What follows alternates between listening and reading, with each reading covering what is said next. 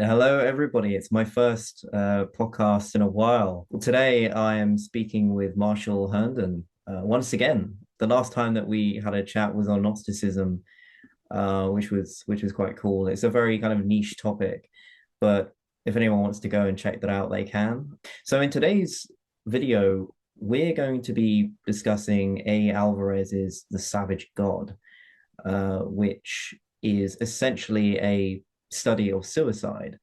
And here's my copy with the, yeah, And that mine. kind of looks like the crystal skull from Indiana Jones or something. Yeah, Um, yeah, which the new one is coming out actually, which I kind of want to see just to maybe laugh or something. I don't know. yeah. My dad just saw it. Don't get your hopes up.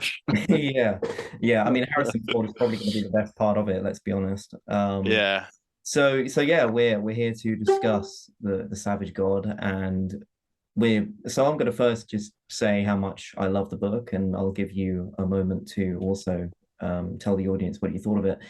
But so yeah, actually, before I explain what I thought of it briefly, I'm just going to read the synopsis on the back so everybody is familiar.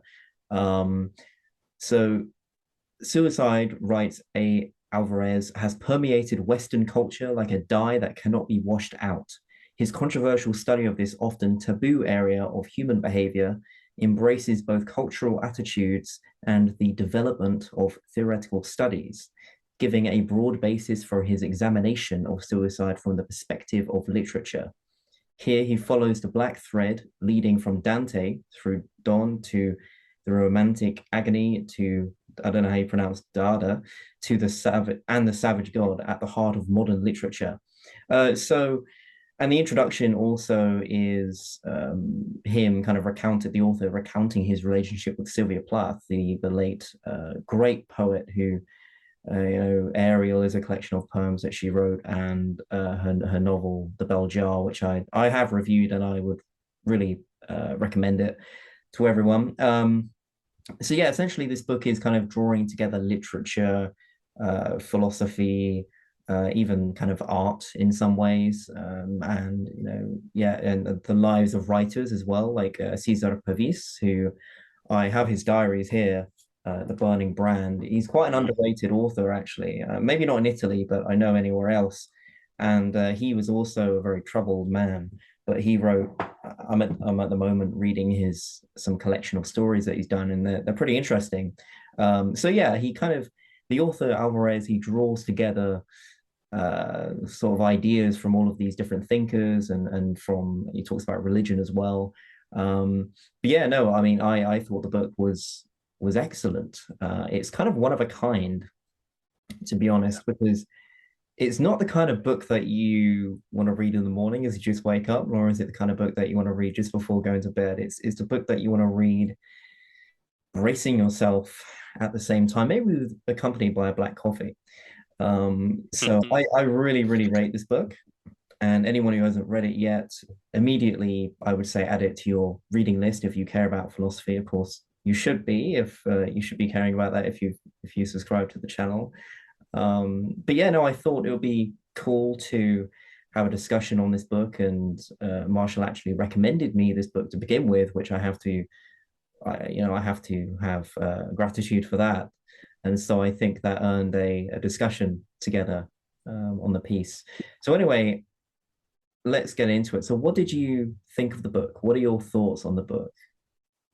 like you said, man, it is kind of very unique the way it's structured, and really there's not a whole lot of books that talk about suicide that really study it.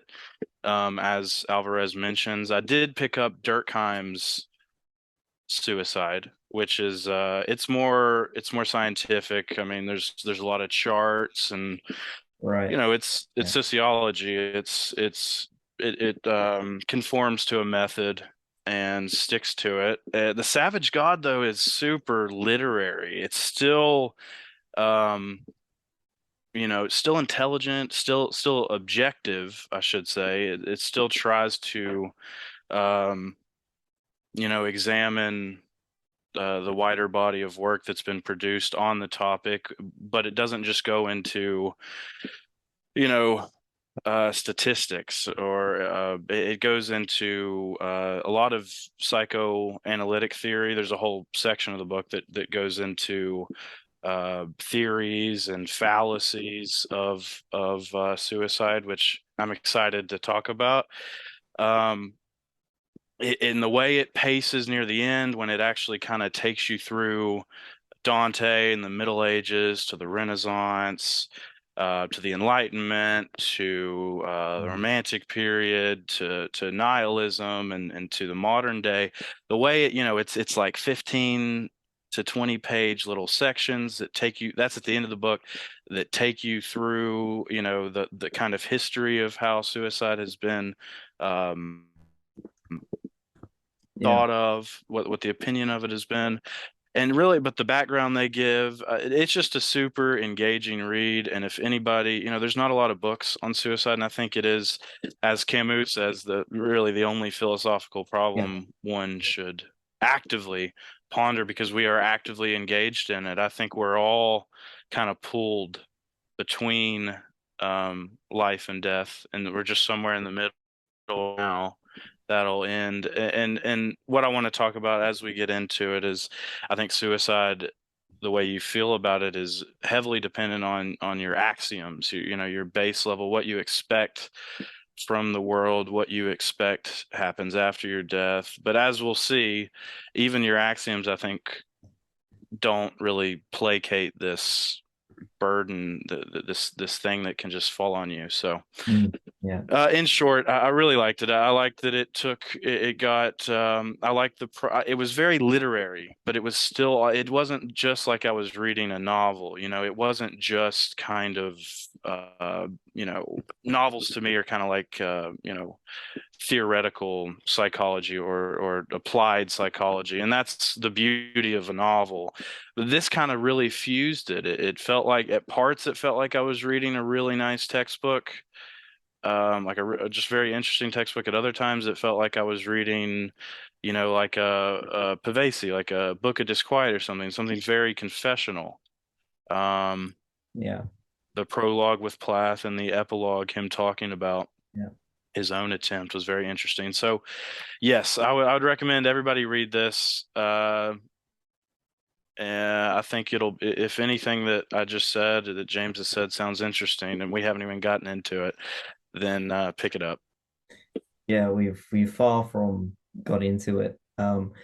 It's interesting that you say like it's kind of um like the textbook kind of feel to it, because like it is, the Savage God is a very it's a very in-depth book, but at the same time it is, I think some chapters are more kind of easy to read than others when it talks about kind of from literature, and maybe I think there's one chapter called Feelings, and there's some Yes. chapters kind of offer different feels and different tones from them depending on the particular topic. And I think that the introduction with discussing his relationship with Sylvia Plath is probably like one of the best, most interesting introductions I've ever read to a book. I genuinely loved the introduction because I think that Yeah. is a really interesting person. Her poetry is brilliant, and the Bell Jar is really, really good. And yeah, I just loved how he went into some depth with his relationship with her, and how like he didn't necessarily realize what was coming for her, but at the same time kind of did. Like Yeah. only in retrospect, it was only upon Parent. contemplation it actually became clear. And I really like the introduction. And I know that you I don't know if you've read Plath's poetry, but I know that you didn't read the Bell Jar at the time of reading the introduction. Right. What were your I, thoughts on the introduction, despite not being as acquainted with Plath?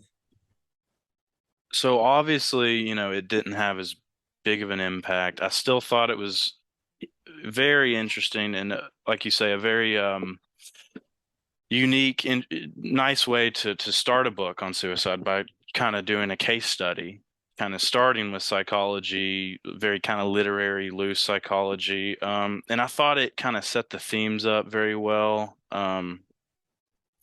I liked the kind of artistic philosophy that was spoken about, just this kind of the quote, the passion for destruction is also a creative passion. Yeah. And just this, how Plath was working to run away from something horrible that was chasing her and kind of confining her. So I still got a lot from it, but definitely not as much as you did, I'd say. But I still thought it was very interesting. And I must say, I felt a lot of sexual tension between them. I don't know if that's just me. I mean, I know people write biographies on people all the time, but it felt Mm. like they really cared for each other deeply. Yeah, there was, I mean, in some sense, I got the impression that their relationship was quite mild, but also, like you say, like, Plath coming to well, him going to her house, I think I remember, and them, him just sitting on the floor, and just reading her poetry. And there's something very personal about that as well. Oh And I yeah. think he even talks about how personal that genuinely is, like where she would just comfortably, even though they didn't know each other that well, really, like they didn't know each other that well. And I mean, I think he says something close to like, despite that, she knew that he could be confided in, because it Hmm. was kind of, because they met, I think, intermittently, every few months at one point. Right. And in a way that must have made their exchanges more special and more unique and also more memorable because, commodity kind of ruins everything, right? So, Yeah. Distance makes the heart grow fonder. exactly. Yeah. Yeah. So I it was I thought the intro was really good, but obviously not my favorite part of the book. What did you think of it in relation to the later sections? Yeah. I mean, I think it was completely different to the other sections, but I think in a good way because it got you close to the topic of suicide without actually Yeah. delving too deeply into it. It's kind of the starter before the main course in a way. So I thought that it was, in that sense, the tone of it was perfectly contrasted to what was coming next. Wasn't too deep, but it wasn't too shallow either. It kept you Right. wanting to read. That's for sure. Which is an achievement. Um, to to kind of be float in that in between, from super dense to sparse and kind of useless. Because the book does it gets. I think the densest section, the most dense section, was definitely when it goes into the psychoanalysis, some of the psychoanalytic theories Right. behind suicide that Yeah. that just become very, very abstract when we get there. But Yeah, I mean, you know what that yeah, reminded me of actually when I was reading it? It reminded me of Ernest Becker's The Denial of Death. Um, I can't remember if you've checked that out yet, but in the book, there's quite a lot of. I really do love that book, but I think that it is hindered by the fact that a lot of it is not only kind of outdated insofar as it referencing like kind of yeah, finding validity in Freud's sexual theories and things like that and archetypes. And I think there's an element of truth to those things, but not to the extent that Ernest Becker kind of writes about. There came a point where I was like, well, we kind of know that this isn't really very valid, like some of the things that were being said. So that kind of made me feel a bit unengaged with the denial of death. in Becker's book.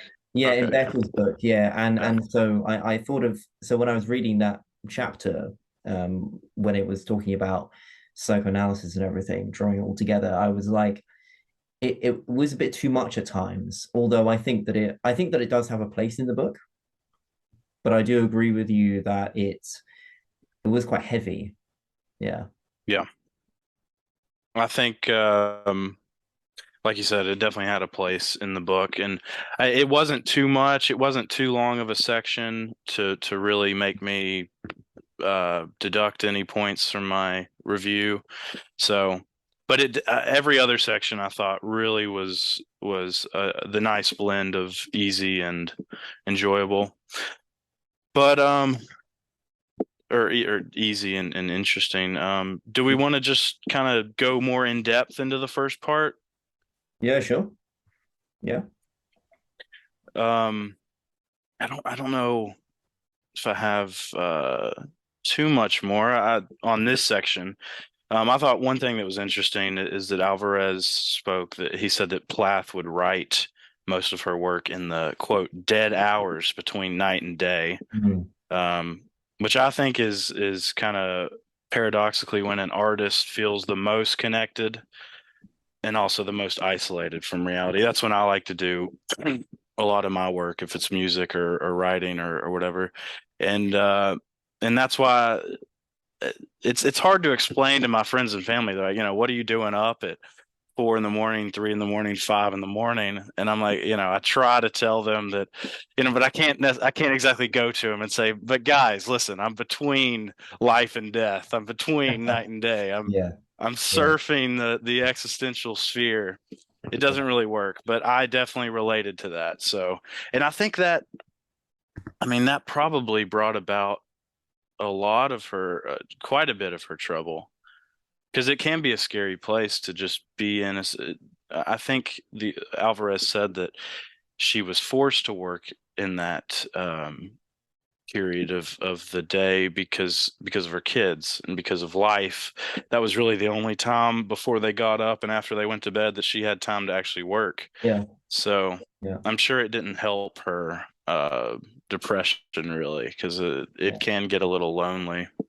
What I found interesting as well about what was revealed by Plath through Alvarez was kind of her the fact that Ted Hughes was more popular at the time, but actually immediately after her death, if not closely before it, she was starting to gain more recognition than even he did. And he was a big thing in comparison to her at the time. And this kind of, and I want your view on this as well. This did make me, this did remind me of something Albert Camus said in, I think it was The Myth of Sisyphus. And it was I think let me have a look. Let me search the quote up because it was the fact that after someone's death they are paid more attention to. And I just found that to be pretty interesting. The fact that like somebody by somebody dying and being martyred, people then pay more attention to them. Right. I think that that is pretty interesting. So I don't know if I think it might be in the fall actually because I've got it down as being in the fall. Maybe not. So the quote is: "Men are never convinced of your arguments, your sincerity, or the seriousness of your suffering, except by your death. As long as you are alive, your case is debatable, and you only deserve their skepticism." So there is this Hmm. idea that like people who are martyred in a sense, who become like a cult figure even it's as if there's this special star next to their name and their work, and it does garner more attention and perhaps more sophistication. Uh, Hmm. I, yeah, yeah, go for it. I think part of that is because it ensures that your suffering was sincere, you know, especially in a case of suicide. As we'll get into kind of later, there's Alvarez brings up instances where, sometimes someone will kill themselves because they want to prove their sincerity. And it does, and it gives it kind of it does, it puts a period on their life. And so then there is no room to um you don't question, or you don't think about what could they be doing that they're not doing now, because I feel that a lot with artists that I like. They were so good, now they're in a slump. What's going on? Why are Yeah, they not using their power? But when it's especially someone that you already kind of have a relationship with, a kind of literary relationship with, once their life has come to a close, there is a period. There's no room left for criticism, really. I mean, obviously that comes, but it forces you to go back and re-examine their work, see it in a different light, Yeah. kind of notice the subtleties and extrapolate on what was occurring at the time. And I guess it's because death is something, it's, I guess, the primary thing we fear. So when we see someone, especially that voluntarily enters into that, wicked experiment, it's very, very intriguing. It can cause a whole lot of different responses, of course. But for me, it's a lot of the kind of stoic Roman Greek notion of suicide. It does spawn a lot of admiration in me. So Yeah.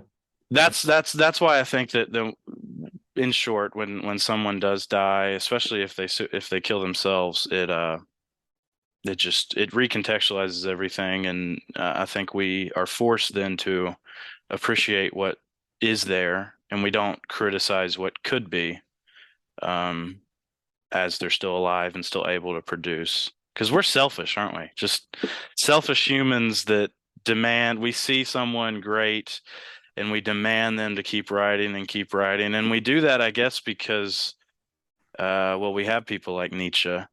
But that's kind of a bad example because he kind of lost it, didn't he? And he Yeah. wasn't able to produce anything.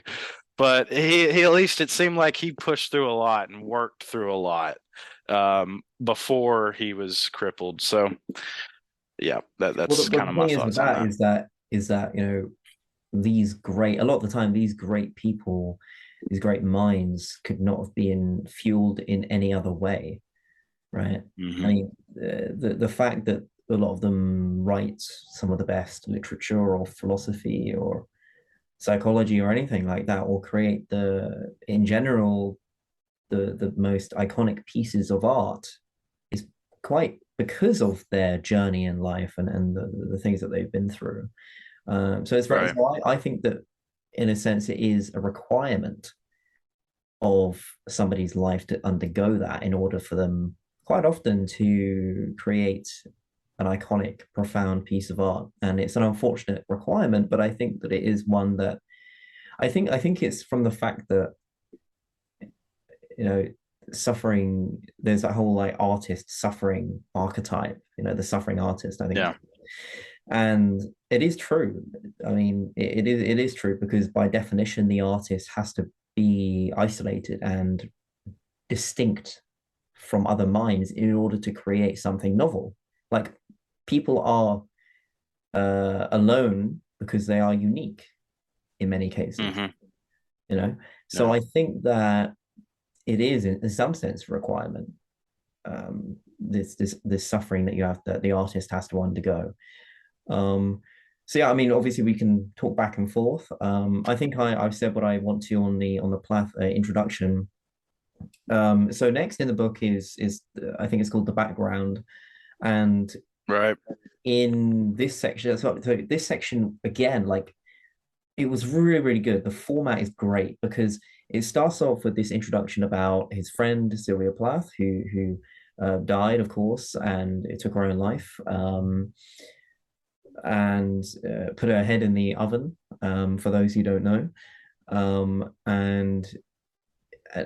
yeah, I mean that was riveting as it was, but the background part is quite interesting because he does a good job of summarizing in not too much of a shallow way, but also not too taxing. I did find that it was a bit dense, I guess, like a bit fleeting, but I didn't find it to be too bad. Like I think if you reread a lot of the chapters, I think that they do offer kind of a different perspective and more clarity. So the background. So I'm going to say a bit about it, what I thought of it. So yeah, I mean, Sure. so the next chapter is quote unquote the background, I believe. And here, Alvarez just talks about the perceptions of suicide and death throughout the ages. And this is quite interesting because he kind of talks about, the Stoics, Epicurus, and how the Stoics kind of had this view that if it was part of nature, then it was inherently a positive thing overall. and Epicurus kind of had this, yeah, had more of an existential perception of it. There is a quote by Epicurus which I wanted to bring up as well. Uh, so, so yeah, Epicurus, he was more existential, but obviously he came to the same kind of conclusions that the Stoics did. But the quote that I wanted to bring up was, "Death does not concern us, because as long as we exist, death is not here.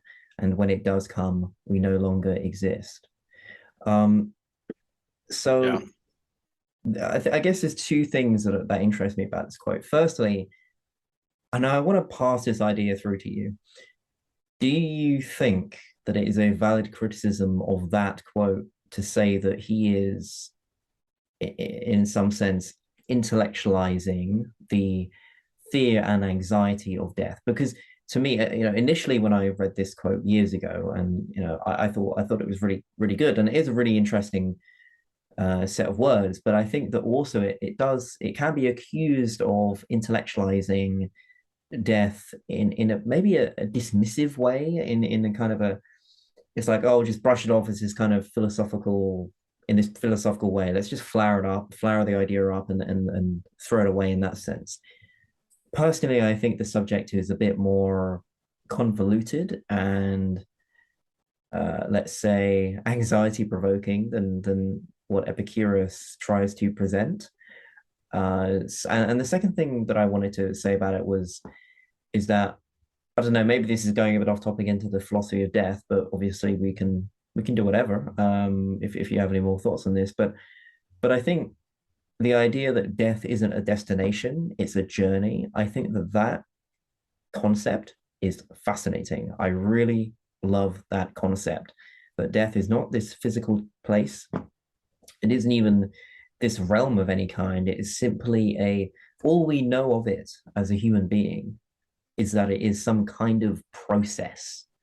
I was reading the Encyclopedia Britannica of its definitions and origins of death a few weeks ago, and it kind of said the same thing. It said that death, as it is defined, is more accurately actually a journey.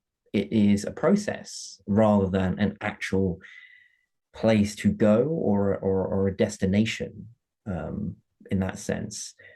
So I find that very interesting, that whole philosophizing of that idea. Anyway, I'll hand over to you to give your thoughts. Yeah. Ironically, I love that quote. I use it in most of my drunken philosophical inquiries, and even just day-to-day sober inquiries. I'll paraphrase it. We are when death is not, death is when we are not.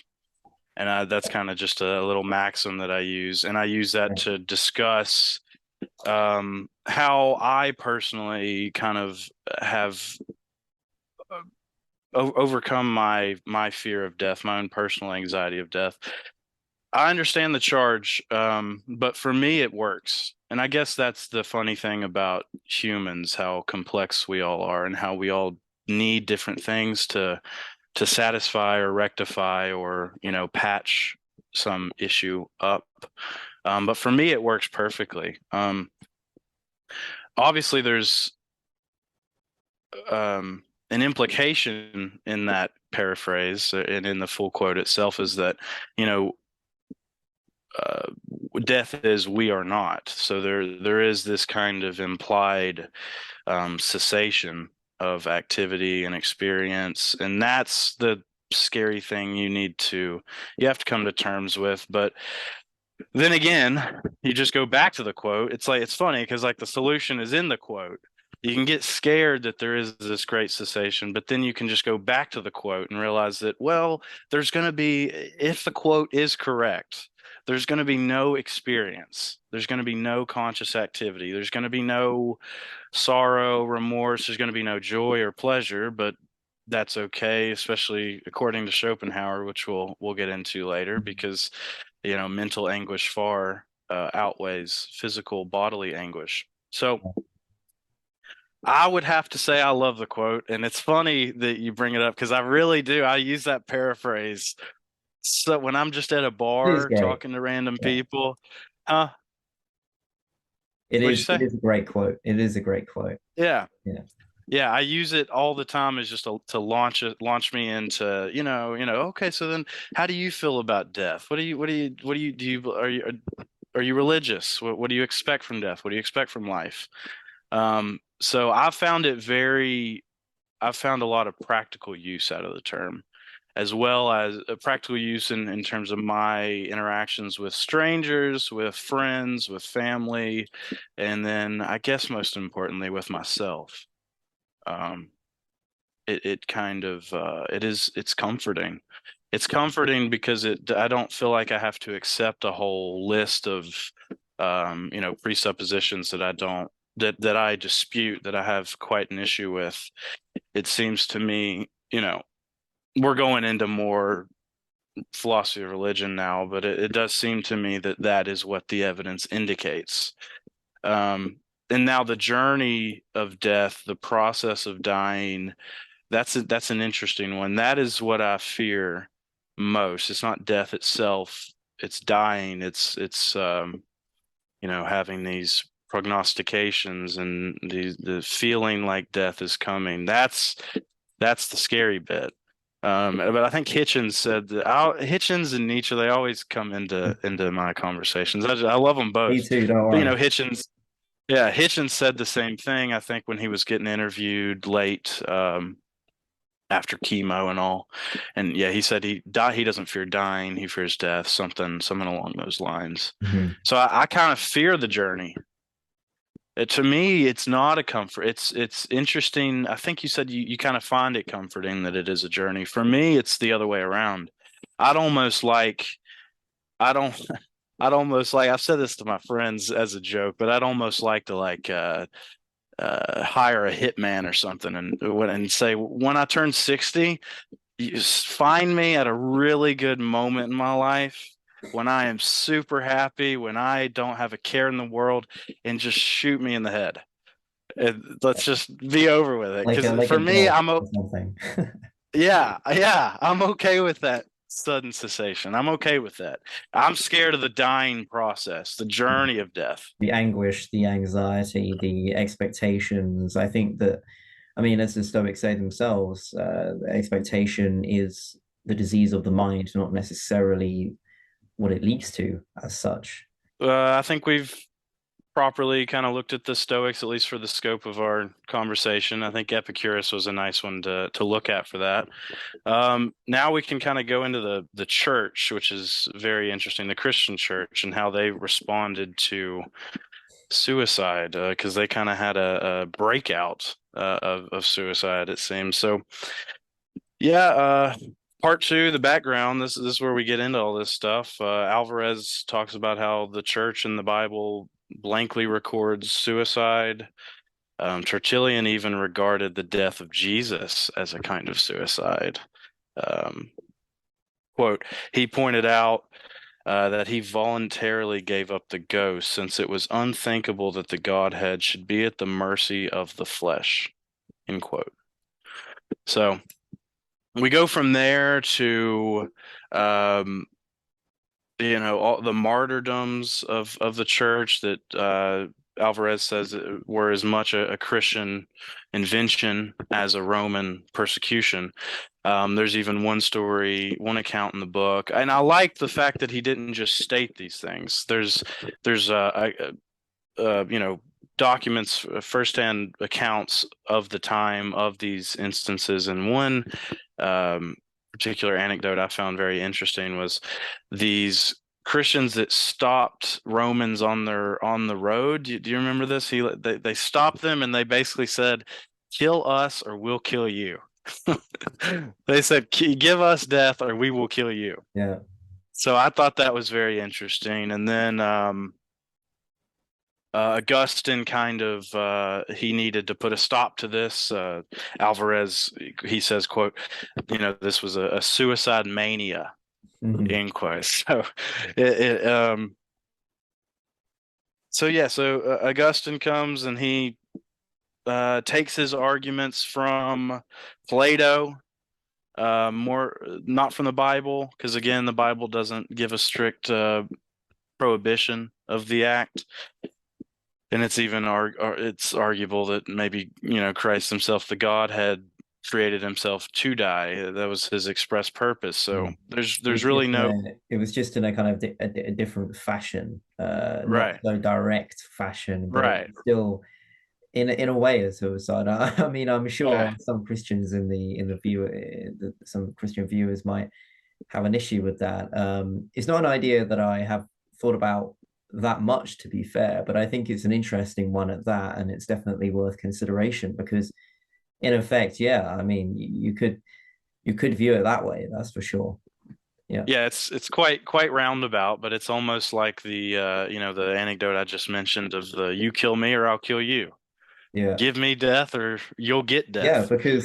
because like if you don't, I mean, as Alvarez points out, the church discovered that if there wasn't a concrete penalty for going to the afterlife sooner than later, then the desire would be to go to heaven and to meet God and to have whatever you want basically in this paradise.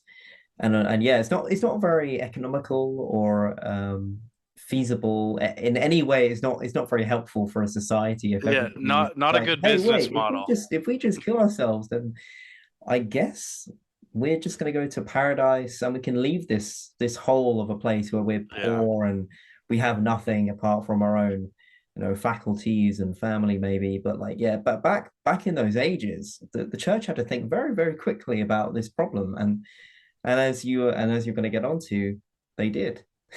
Yes, they did. And yeah, it's a terrible business model. If all of Yeah, your subjects are just deciding they don't want to live in your not just your country or your state or your province, but the world, your world. yeah, They don't want to inhabit the same world. You can't really yeah, tax them. Um, so yeah, Augustine comes in. Augustine takes a lot of his philosophy from Plato. I think the Phaedo specifically it mentions, not from the Bible. He was in response to this kind of suicide mania that, like I say, martyrdom that affected the Christians, and also in this section, it kind of just affected everybody at that point because even Romans would. Alvarez mentions that Roman citizens would offer themselves to the arena and so that their families would get. I think it did a it translated the currency. It was like 150 pounds they'd get if they if they were ripped apart yeah, by lions in an yeah, arena. yeah, yeah. So Exactly. People quickly saw the holes in yeah. the religious sentiment. Yeah, ridiculous. So I thought that was a very interesting section. It also goes into a little bit. This is the point where Alvarez kind of brings in some Durkheim, talks about like altruistic suicide, Yeah, yeah, producing that was really interesting. yeah, That was really producing interesting. a fantasy immortality because you get to always be the hero. Your life ends as the hero, and you can imagine Exactly. that your impact Yeah. is going to reverberate for Martyr in some sense. Yeah, right. So yeah, exactly. So it's just another form of martyrdom. So I thought that was interesting, and also a book I wanted to recommend that I have not read yet, but I've heard about it. It's this. I think he's about 54, a French philosopher working today. I'm going to butcher his name, but it's Theophile de Gouraud. Um, look up The Child-Free Christ. I haven't read it yet, but I'm about to order it. It's 86 pages, and it goes into. He's an antinatalist. ah, So it goes into the antinatalism of the early church. So I think that'd be a really nice supplemental book if anybody's particularly interested in this section we're talking about. That might be a good book to check out. So nice. Yeah, yeah. Thanks for offering the recommendation. I've not heard of yeah, that one before. So yeah, I mean, I'm happy to move on from the background part. sure. I think we did a good job. So it's part three now. So part one was the Right. Sylvia Plath, part two was the background that we just covered. And part three has the fallacies, but also underneath that, there's the theories and the feelings. And that's when part four then begins.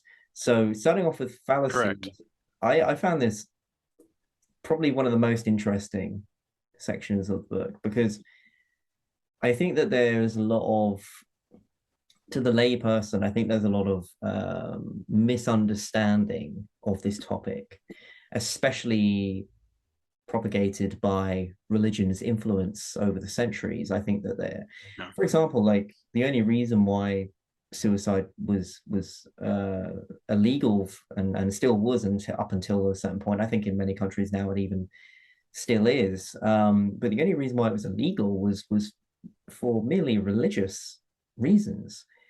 And it seems ridiculous that it is illegal in a sense, because obviously, if you're dead, then how are you going to pay any penance? And even Right. if you are, then uh, presumably you would do so in the afterlife. Maybe that just shows a lack of conviction in the latter. Uh, Right. I Right. don't know, a bit of compensation maybe. But yeah, do you want to share some ideas? Yeah, I totally agree with you there. I think, yeah, the zeitgeist, the general opinion has really, as Alvarez goes into this is probably my favorite section Mm, of the mm, book, honestly. yeah. Um, he does a really good job of going over all the he calls them fallacies. One of my favorites that I thought was super interesting was, fallacy, great passion as used in Romeo and Juliet. So this idea that if you're experiencing this great passion, but like, external factors um, keep you from being together, it's just you wouldn't just it's a fallacy to think that at that point, okay, then you just kill yourself, right? You would try and modify your situation before Mhm. you do something so final. And he even here's a quote from two lovers at the Thames, I think, jumping off the bridge. Quote, "The fingers of the lovers are almost invariably lacerated by their attempts to save themselves by clinging to the piers of the bridges." End quote. So just this notion that it's a romantic easy death. You're going in death. You're having you're going into suicide with a not just a partner, but the partner. You're one and only, and that it's going to be some serene end is it seems to not be founded based on, I guess, the evidence that we see in the world. So, what do you have any thoughts on that fallacy? I mean, it's very close to the idea of romanticizing death in general, in the media, in literature, and of course, suicide being romanticized as well. And I think with a lot of these artists or writers, I think it's impossible not to romanticize it if this author, I mean, the last, let me just oh, I think I've got it written down. I was gonna go to my Pavese diaries, but I've got it written down, I think. Let me just read out the last diary entry that he wrote before he actually killed himself. Um, so the thing most feared, and this is a quote, the thing most feared in secret always happens. All it needs is a little courage. The more the pain grows clear and definite, the more the instinct for life asserts itself and the thought of suicide recedes. It seems easy when I thought of it. Weak women have done it. It needs humility, not pride. I am sickened by all of this. Not words, action. I shall write no more. End quote. That was Cesar Pavese's last diary entry, and I have his collection of diaries here. I saw you got that. I'm Yeah, jealous, I man. haven't finished it yet. But it's there's quite a lot to it. He was very literary. And I just wanted to read that out because I think it highlights my point that that sentence was very lyrical. It was, or those sentences were very lyrical. They were very, in a way, he couldn't help his artistic Yeah, conscience prevent yeah, himself from flowering up, from um, dramatizing this kind of mentality that he was under at the time of him writing that. And what does that say? Well, to me, that says that when a writer, let's say, a writer is a good example, when a writer does something like that, we can't help but find serenity or some kind of peace or admiration, perhaps, at this attempt to intellectualize their own experience, their own suffering in this particular passage, for example. And yeah, I think the last words of his diary really do they do expand on this idea that we can't help but not only martyr somebody who's committed suicide, or actually, I want to avoid the word committed. When I worked in the NHS as a assistant psychologist, that is a term that I very quickly got rid of, the committed, because again, so I attended a presentation on this actually, and in this presentation, it was actually one of the most interesting presentations I've ever been to, and and somebody presented this half an hour, 40 minutes thing, and it was essentially, how should we deal with suicide? How do we talk about it? How do we define it? How do we label all of these things? And she was talking about how, of course, and I was mentioning this earlier as well, the word committed. Oh, they committed suicide. That is an attempt to legalize. That is an attempt to bring the criminal justice system into the question. This is entirely outdated. And you just saw me there. I accidentally used the word because that is how embedded religion has made this. Right? This is literally how embedded it is. Like we not like in England, for example, most people use that term, right? And maybe in America it's the same thing. I don't know. It is. Yeah, exactly. So in at least England and America, we could come to the easy conclusion, the observation that this word, which is predicated on our past, on religion's influence on us, and despite, especially in England anyway, secularism becoming far more prominent, despite this, we still innately use these words. That is how it slips under the radar, and even for me, because I actively try and avoid that word, but there we go, it slipped out. It just slipped out. That's interesting. That I haven't really thought of it in that way before. Now I will. One thing that I can think of that's a little related, I read a book on post-structuralism a little while ago, and kind of there's a lot to unpack and a lot I don't understand fully about it because it's such a confusing thing. But really the fact that, consciousness is produced by your experience of the world, and your experience is predicated on the experience of others that came before you and before you and before. There's just this causal chain, and the things you learn, the words you use, they do paint very kind of specific images in your mind's eye. So when you use a term like commit, it is very criminal, isn't it? When it's not a criminal thing at all, as far as I'm concerned. It's a very sad. Well, it's interesting. I mean, it can be very sad. It can also be. Peterson, I think, has really lost it. But one thing one quote I really like. One thing I really like about. I mean, it's fucking nuts what he's gotten into. But one thing I really like. One quote he said, it's a good way to inspire people that they should be. They should be the strongest person at their father's funeral. Ironically, he said that while he started to cry while he said that. But I understand the sentiment. He's the teacher, not exactly the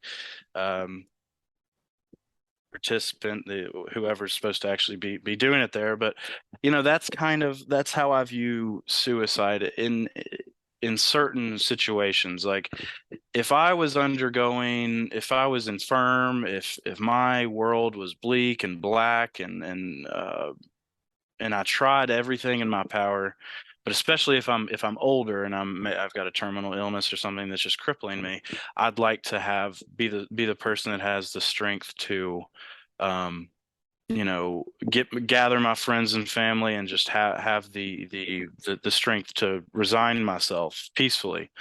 So I don't know how I got started on that after the post-structuralist bit about consciousness going, but uh, oh, I think I started because I said there's multiple ways I view suicide. So in one way, I can view it as committing something, or we're just wired to commit something. In another way, it's profoundly tragic and sad. And another way, it's something that is worth venerating. So it's a very complex problem, but Yeah. Yeah. yeah.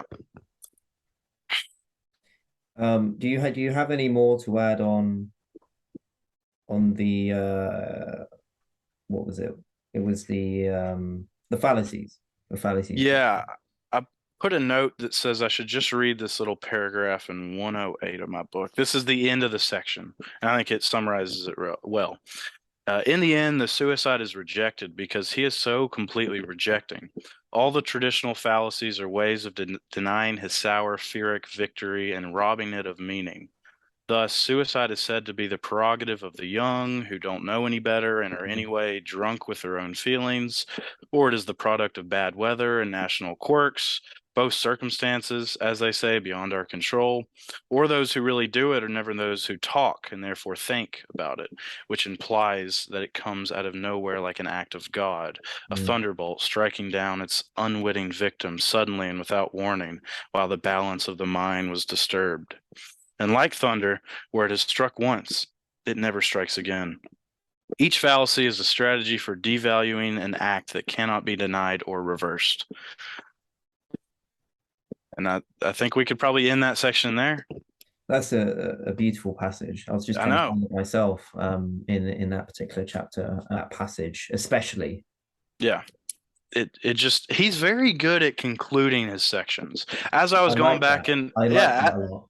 Yeah. as I was going back and reviewing my notes, even on especially when it gets into the suicide and literature, which we're going to move into, um, just each I could just go back and read the last page and kind of okay understand what the last 10 pages before it were, which were nice for me when I was just going back and trying to get Mm, another because it's been like 3 weeks since I finished mm, it, so just to go back, and I thought that was a good passage to read in full absolutely. because I think it for any listener, I don't think you can really deny the prose there. So Oh yeah, and that's another thing as well. Like I know that we've briefly talked about his style to some extent, but I just want to reiterate his prose in this book is really, really good. Like it's so engaging. yeah, His like lyricism in his words, it's so engaging. And I've read so many books which are just so dry, very factual. And this book easily could have been this factual, one sentence, another sentence. Here's this, here's that. But no, it's the complete opposite. Um, Alvarez's style of writing is it's so good, and it's a yes, shame that he didn't really write anything other than I know, apart from poems. I know.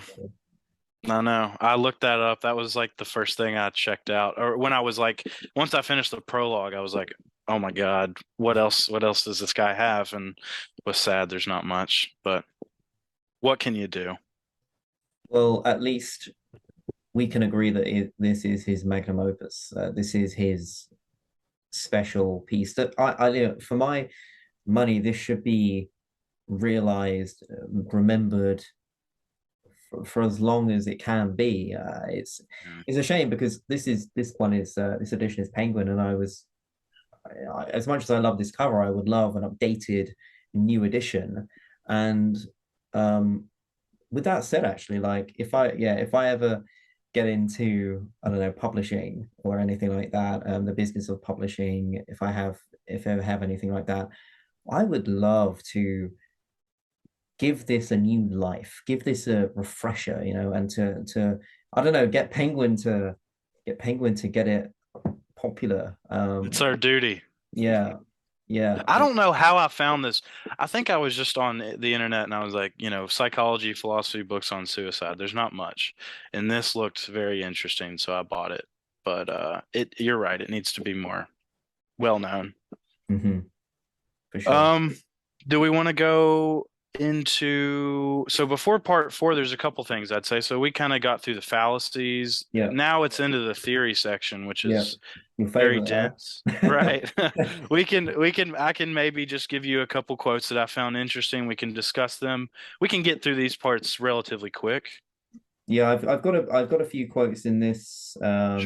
in this section as well, in the theories section, which I can read out. But you go first by any means. Yeah. Okay.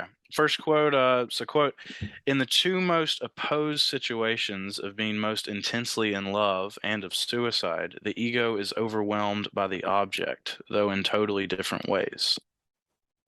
End quote. So again, little obtuse, a little abstract. How do you unpack that? I mean, on face value, I understand what it's saying. How do I apply that?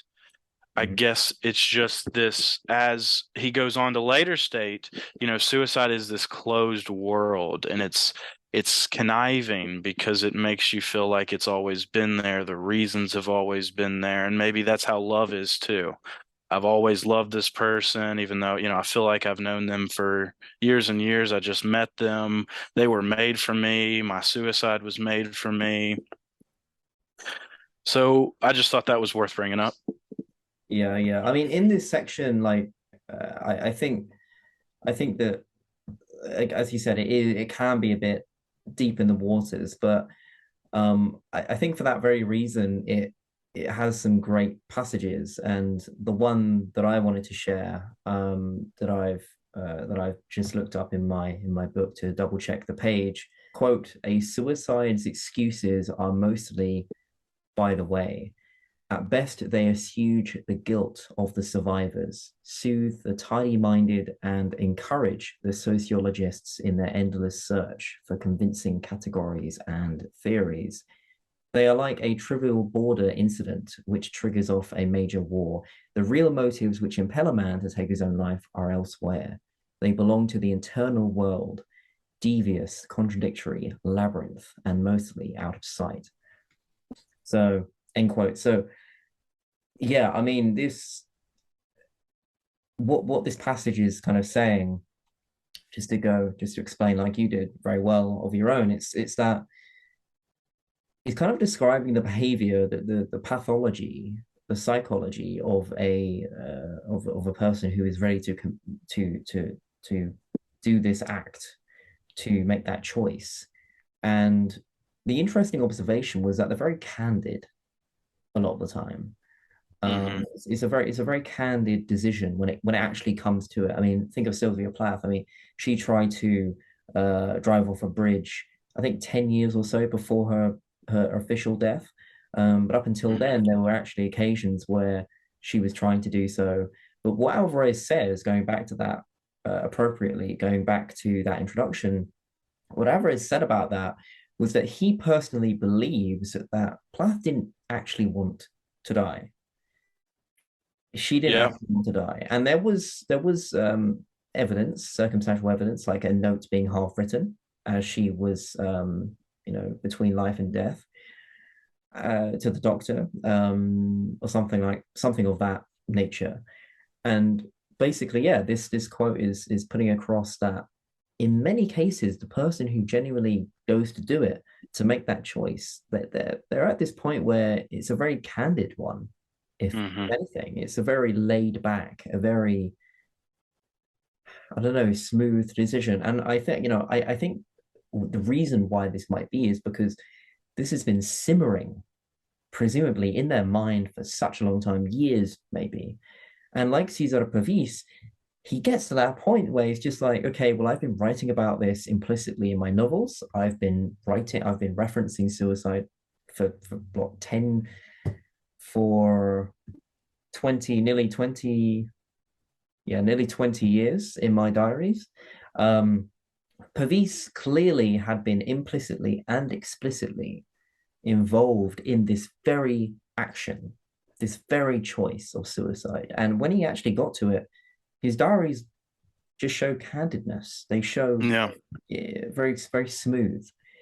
And it was also immediately after he won a prize for literature, I believe. So it's interesting that he chose at his very height, his very height as a writer, his very authority now being recognized as a a great Italian novelist. It's interesting that he makes that choice immediately after he's recognized. That is another very, very interesting thing as well. Yeah, there's a lot to unpack there for sure. I think responding to the last bit, why you would, clip your wings when you're in the clouds. I guess perhaps it's due to just pressure, and feeling like you said everything, and that you've been recognized at the very end of your life speech, and that there's nothing else worth saying. I think artistic pressure is something that is very hard to understand for anyone outside of that particular artist themselves, because but for each artist it's a different story. So that's interesting, and I like the quote that you brought up, and I like that you brought up Plath. It reminded me, you brought up how Plath kind of had multiple attempts, and it brought up something I wanted to talk about, was just like how she did have all these multiple fail safes to kind of ensure that she would survive the attempt, Mm. but they all seemed to fail. And I was trying to bring that thought into a wider apply that wider. And one thing I've been very interested in the psychology of school shooters. How do they get themselves to do such a thing? And it seems like they thrive off of first murdering, and then realizing that there's no point, there is no way to turn back. So it's like that's their fail safe. It's a very wicked, evil failsafe, but that's how they propel themselves through it. And I think they murder because, of course, they're selfish, but also because I think they like to create these theaters of cruelty where Mm. they know they are the top, they are the apex. They are the predator. Yeah. Nothing at that point is ever going to intimidate them or threaten them in that moment. So it's comforting to them. So they get that pleasure out of just being the top. And, a lot of these people are very social, socially rejected individuals. Mhm. So that's their failsafe, wicked, morbid failsafe. But there's pleasure there. And then the fact that they've done so much, their hands are too dirty. They can't go back. So Exactly. Can't go back. That is a very key point there. I mean, hopefully I didn't cut you off from no, saying anything no. further. But since you bring up this topic, I also am very interested in this phenomenon of school shooters. I mean, it's alien to me in the country that I live in. Obviously, not for you. Yeah, Um, yeah. Lucky, but yeah. but yeah, I mean, specifically, I've read a lot about the Columbine, which is, if anything, the main influence for a lot of the shootings in general, because I mean, again, they're seen as martyrs, they're seen as Yeah, heroes. Eric and Dylan, yeah. they're seen as these heroes, and and I want to read their diaries as well. That's actually something that I have been meaning to get to for a long time, but I believe their diaries are in the public domain. I think they are readable, Yeah. and I think From yeah. I think his I think Dylan's mum or Eric's mum, one of them, um, they they wrote she wrote some kind of book about her son, and I really want to read that as well. But like you were saying, it's this a lot of, if not, I don't know, what would you say, like 95%, 99% of school shooters they don't care if they survive or not. If anything, from what I've seen, all the cases, maybe all the cases I've seen, they've always died from the police. They have not voluntarily handed themselves in. Because like you very correctly said, and I'd 100% agree with you, there comes a point of no return. And when you get to that point of no return, you might as well make the most of the situation you're in, the cards you've dealt yourself in this case. With Eric and Dylan, I find that to be the most interesting case, not only because of the amount of coverage that we have of it, not only because of course it is probably the most iconic uh, shooting as well, but I think that they're very interesting characters, Eric and Dylan. They were bullied in school, and from the report, I'm not going to go into what they did, but because it's beyond this discussion. I don't think it's perhaps worth this discussion as well. I don't think it's does any favors to relay the details of how they went about the crime. I don't think that that's necessary, nor do I want to glorify it by bringing it up. Right. Right. But what I do know during the time of them being in the school at that time and raising that chaos, they found a way to enjoy themselves quite a lot. Yeah. Um, exacting their revenge for them was probably from what there's also home videos released of them talking about and planning it. But it seemed like it was this kind of it was this kind of Mm-hmm. ascension to ultimate redemption and immortality, this martyrdom. Right. Dylan and Eric, very, very interesting individuals. But I'd love to hear your thoughts on that. Yeah, man. As you mentioned, I'm in America, so I have to unfortunately deal with this all the time, and it's very upsetting to me. Obviously, it's a very complex issue. There's a lot of things going on. It's not an easy fix by any means. There's a lot of systematic changes that have to be implemented, but and luckily it's nothing's happened close to my area. Although, it's when I was in school, in high school, there were multiple times where people would call the school and say, "I'm going to shoot the school up," and the school would be closed, or there'd be police everywhere. So it's a harsh reality. Um, Dylan and Eric, yes, I've looked into them extensively. I've like tried to read about everything I can get on it. One thing that pertains to our explicitly to our conversation about suicide that you might not know this. It's kind of a deeper point that I found and was very interested by it. Um, Apparently, when the forensics were able to deduce the forensic analysts were able to deduce that at the time of suicide, at the very end of the evil. So Eric shot himself Yeah, first, you're right. You're right. shotgun, Yeah, you know, dead, and he didn't really hesitate. But I don't remember the exact evidence, but it seemed that Dylan was. Well, I think there were still people in the library, so there's accounts from them, but also there's some kind of forensic evidence that Dylan was hesitating. He was scared about suicide, and so just imagining that headspace he was in after the vitriol has worn out, you're tired, you're hopefully disgusted, um, and then just you see the friend that you created this chaos with, with their head blown off, and you're just sitting there. There's cops outside shooting in, and you're just sitting there looking at the dead body and saying, "What do I do next?" And eventually, he had a pistol, like a Tech 9 or something. So eventually, apparently, he shot himself, but he didn't die right away.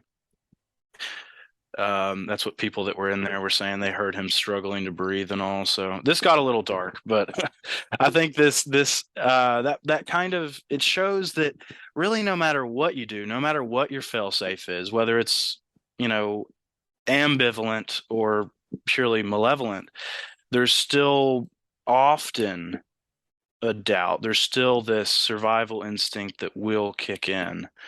Not for all, but I wish there would be a way to kind of quantify that so that people that are, seriously suicidal could see how they respond to it. I wish there was some psycho analytic or just some tests we could run on their brain and kind of simulate an experience just to see so they could experience it in a safe environment to see if they're really ready for it, for something that final. But that's what I would say about it. Yeah, it's a very interesting case, very sad, tragic thing, but I think it was definitely worth bringing up because it does pertain to our conversation. This malevolent failsafe. So now we're on to the feeling section. This is still all contained in part three.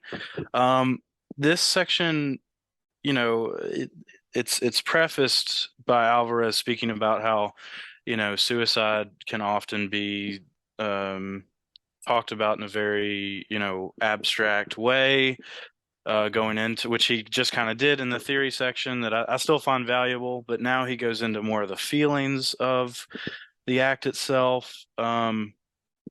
And this is the section where what was jumping out at me was just how paradoxically the axiom that one has about life, what they suppose the afterlife will be like, what they expect the world to be like, it doesn't really help you too much.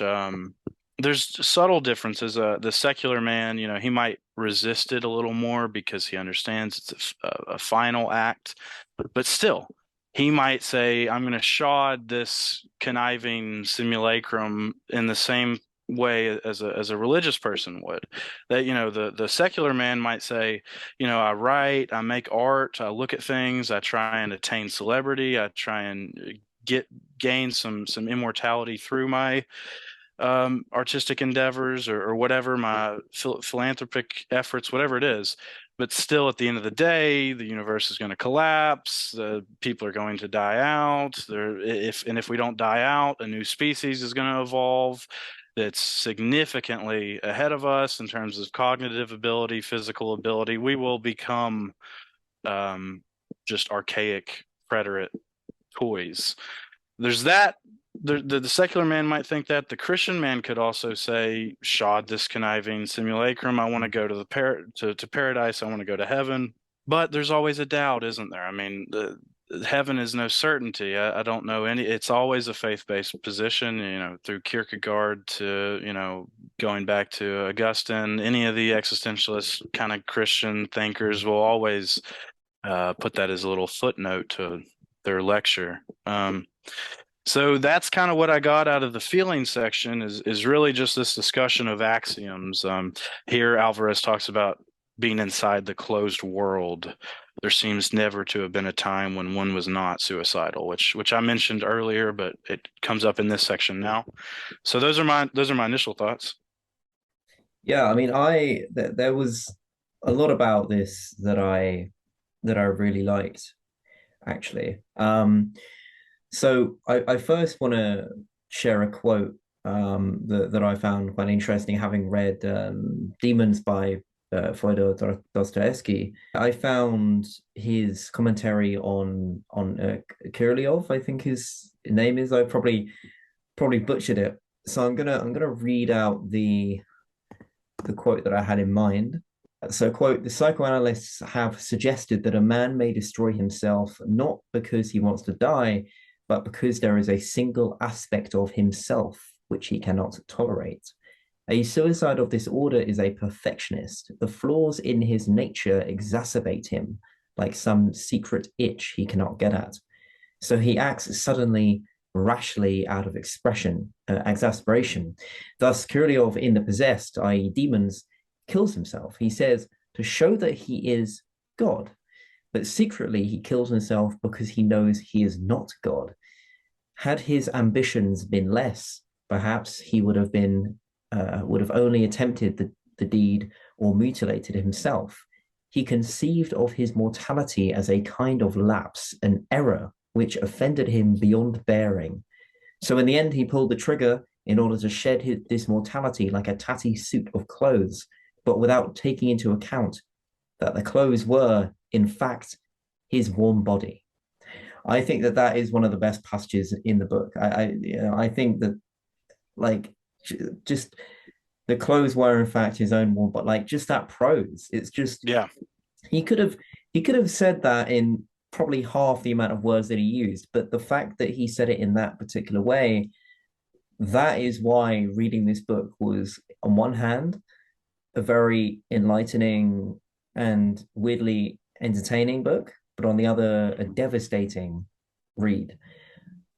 And Kurylev in Demons is, I think, one of like the most interesting existential characters in fiction.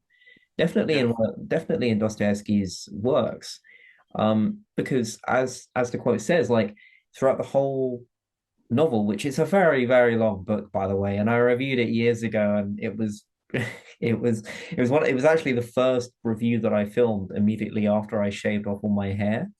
I went, Yeah, I had like the crew cut, and I remember that.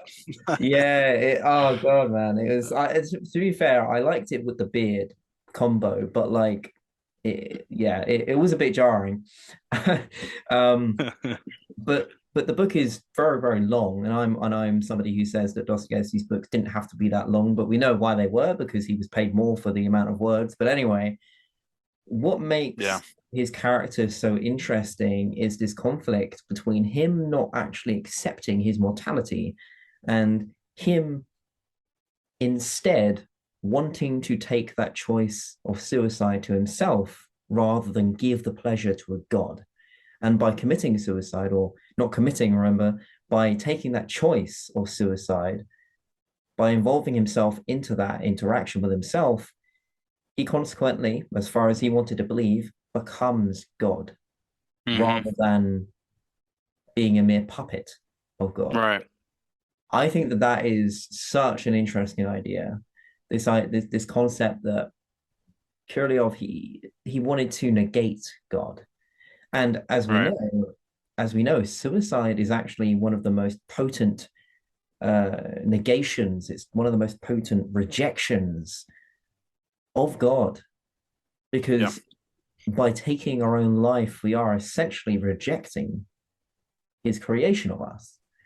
And I just think this, I think that this really does show that he did his research, Alvarez. Yeah. Oh, definitely. Like the amount of references in this book being pulled out of art, literature, like Pavese, like who reads Pavese? Like not many people read Pavese. Like Right. he's so cultured, and I love that. I love a writer who is so cultured, who has these references from these obscure like these obscure thinkers, and he just plunges them in, and he gives Right. them the credit that they deserve. I really love that about Alvarez. Yeah.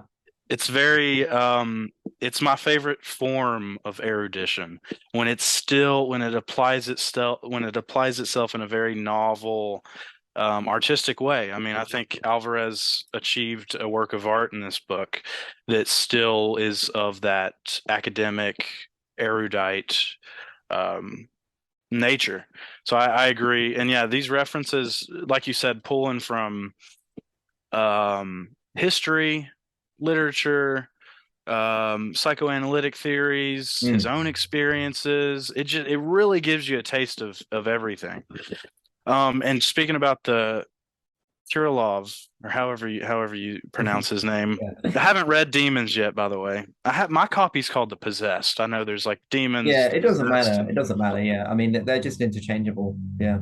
right. Another in this section, Alvarez mentions another writer, Artaud. Artaud. I've got some of his books. He wrote Heliogabalus, which was like an account of the Roman kid emperor Heliogabalus, who was very morbid and wicked. And then he's got some journals, and he basically the same thing. He Alvarez quotes him in this book.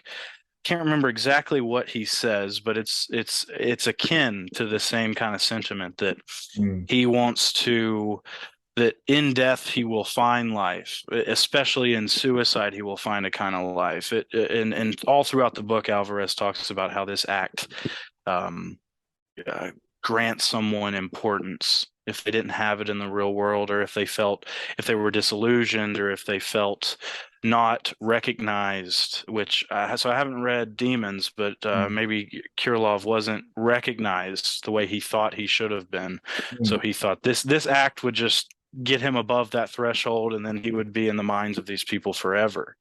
Another, and similar to that thought, just how you say it's a negation of God, kind of sticking your chest out and saying, I, I control the moment. I possess autonomy. Yeah. Although, religious philosophy would debate that, of course, but at least to us, it feels like we control the moment, we control autonomy.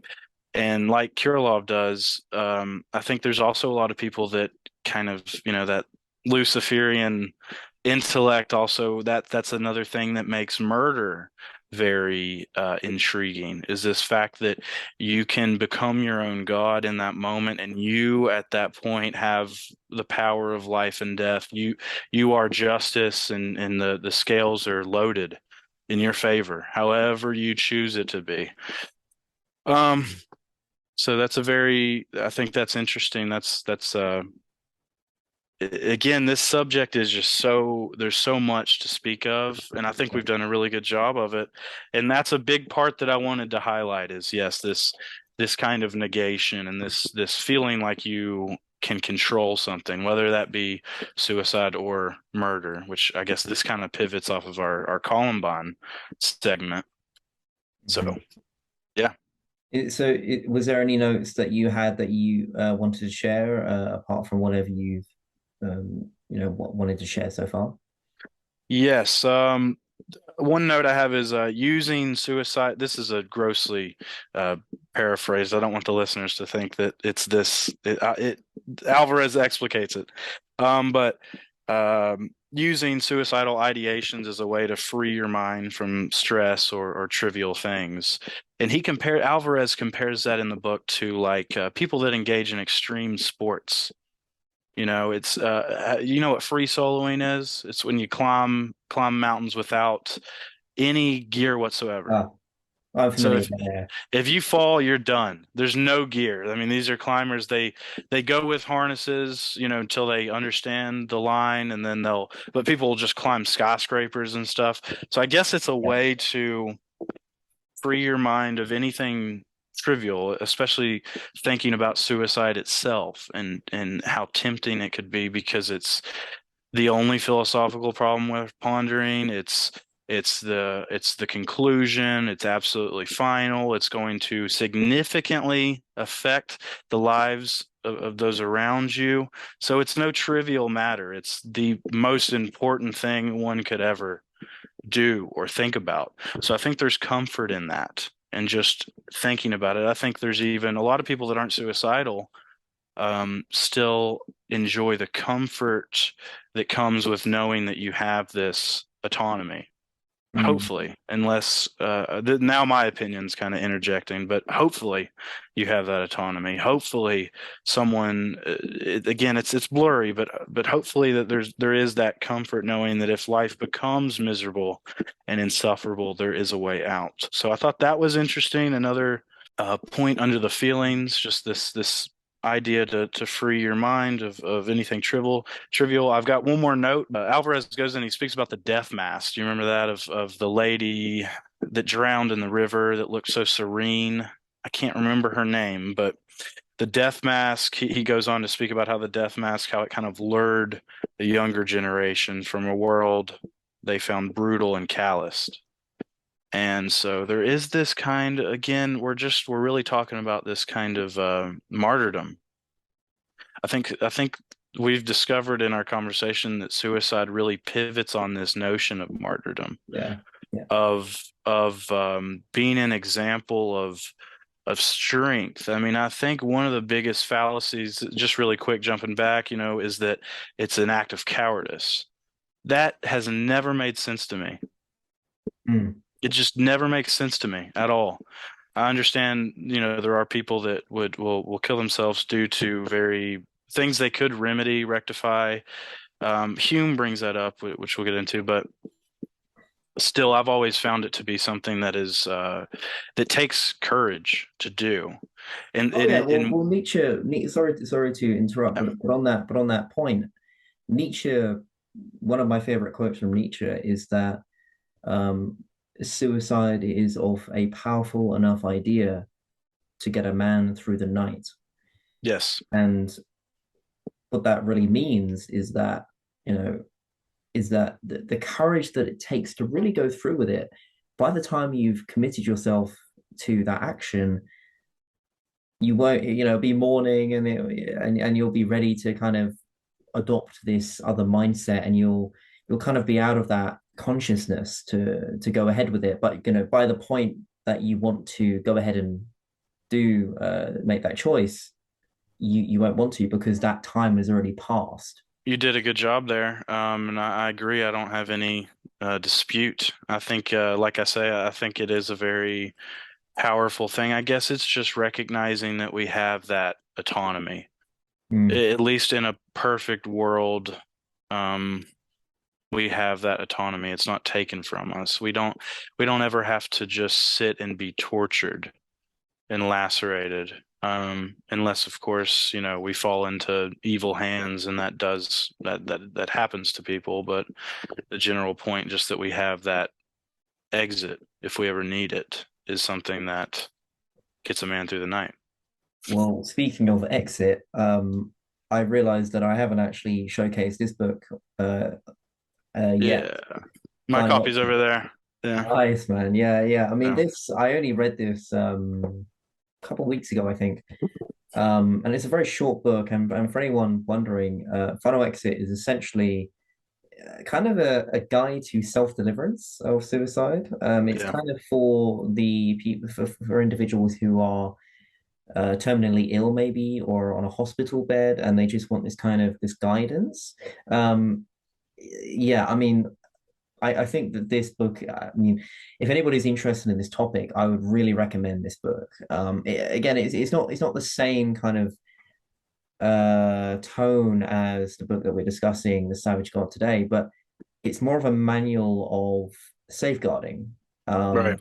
And in that regard alone, and I think everybody in that sense should own the book, just because it is this kind of safeguard against regretting a decision that you might make. And if you are going to make a decision, then it's best to get the best assistance that you can.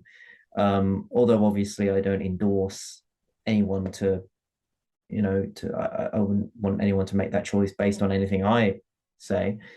But yeah, I think it's a book that is necessary for anyone who is considering such a thing. But Yes. If yeah, to yeah, add go on on.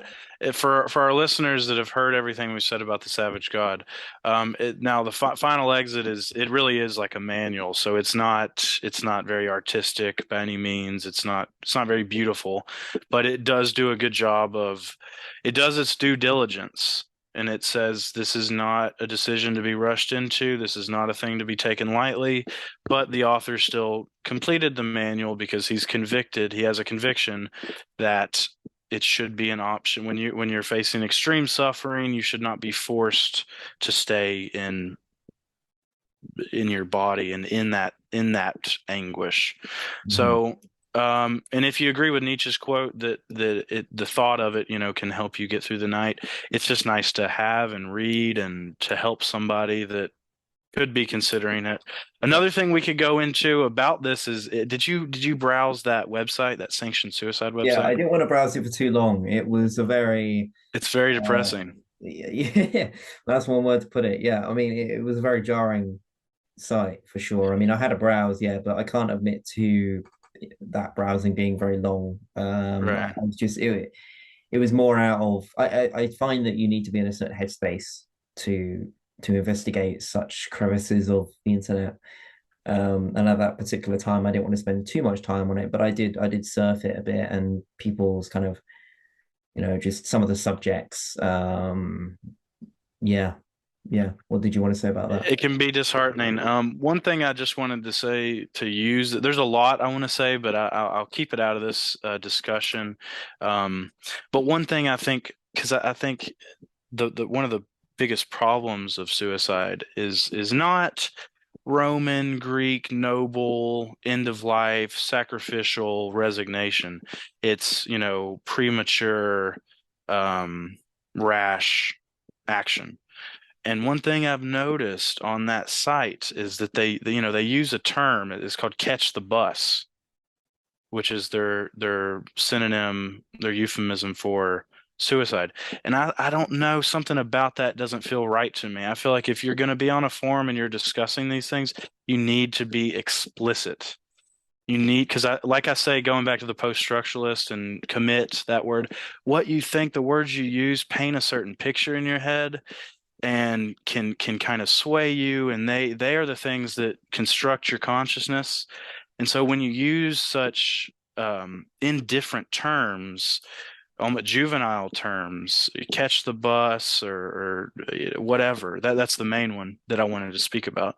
I think that can spawn a lot of the sad cases of suicide where it's premature, young people that don't necessarily sit down and consider the scope of their life, what their life could be. They don't spend time thinking about their future, regardless of their circumstances. They're inundated by this culture that cheapens the act and cheapens the phrase and cheapens the consequence.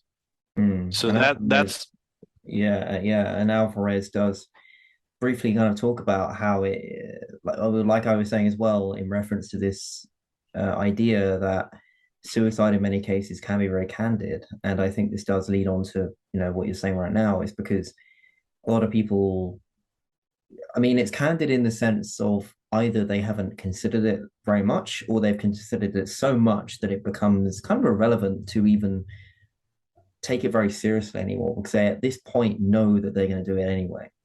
yeah, But obviously, there is that premature side to things where people are candid without good reason or experience to be so. And that yeah, is the most dangerous and upsetting, dare I say, and unjust, I would also say as well, not only from my perception of them, perhaps, but also their perception of the world is maybe unjust in that sense. I mean, obviously, I'm not going to talk for anyone in particular, but I think that it is unjust. Your relationship with the world maybe could be seen as unjust in a sense if you're gonna, you know, take that action without going through the motions of realizing what the gravity of what you're doing. Um, I think right, it's just, I mean, it's by definition the most important thing you could possibly do with yeah, yourself. I mean, by yeah. definition. Hmm. So there's cause for details here, Yeah, there needs to be pause. Yeah. There needs, and one thing I'll say just to build off that, I think this might be the last thing I say about the feeling section. That's not in Alvarez's book, but that something that stuck with me. Again, it's paraphrased, but the writer Charles Bukowski, great American writer, in my opinion, 10 times better than Hemingway. He still wrote in a very, sparse manner, but he just still had more insight. He had more, he would give more just American insight, city life, poverty. What is it like to live through that?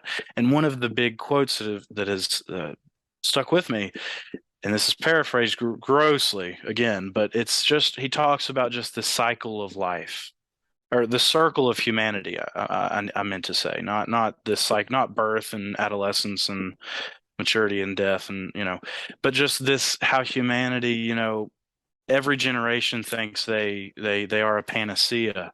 They've got the right answers. The younger generation, the older generation will always contest it and fight back and push back. And it really is just a result of us not having enough time on as our mortal life to really see past the circle.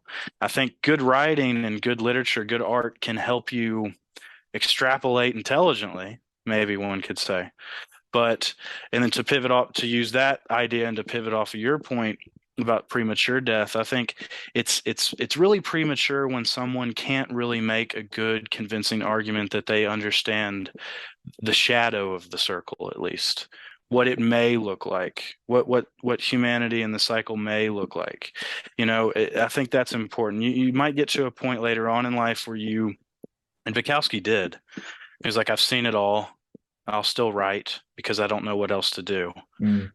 but I've seen everything and it's just going to keep occurring, this eternal recurrence. It's just Yeah. going to keep occurring. So yeah, I think Nietzsche had some insight into that too, that with the notion of eternal recurrence.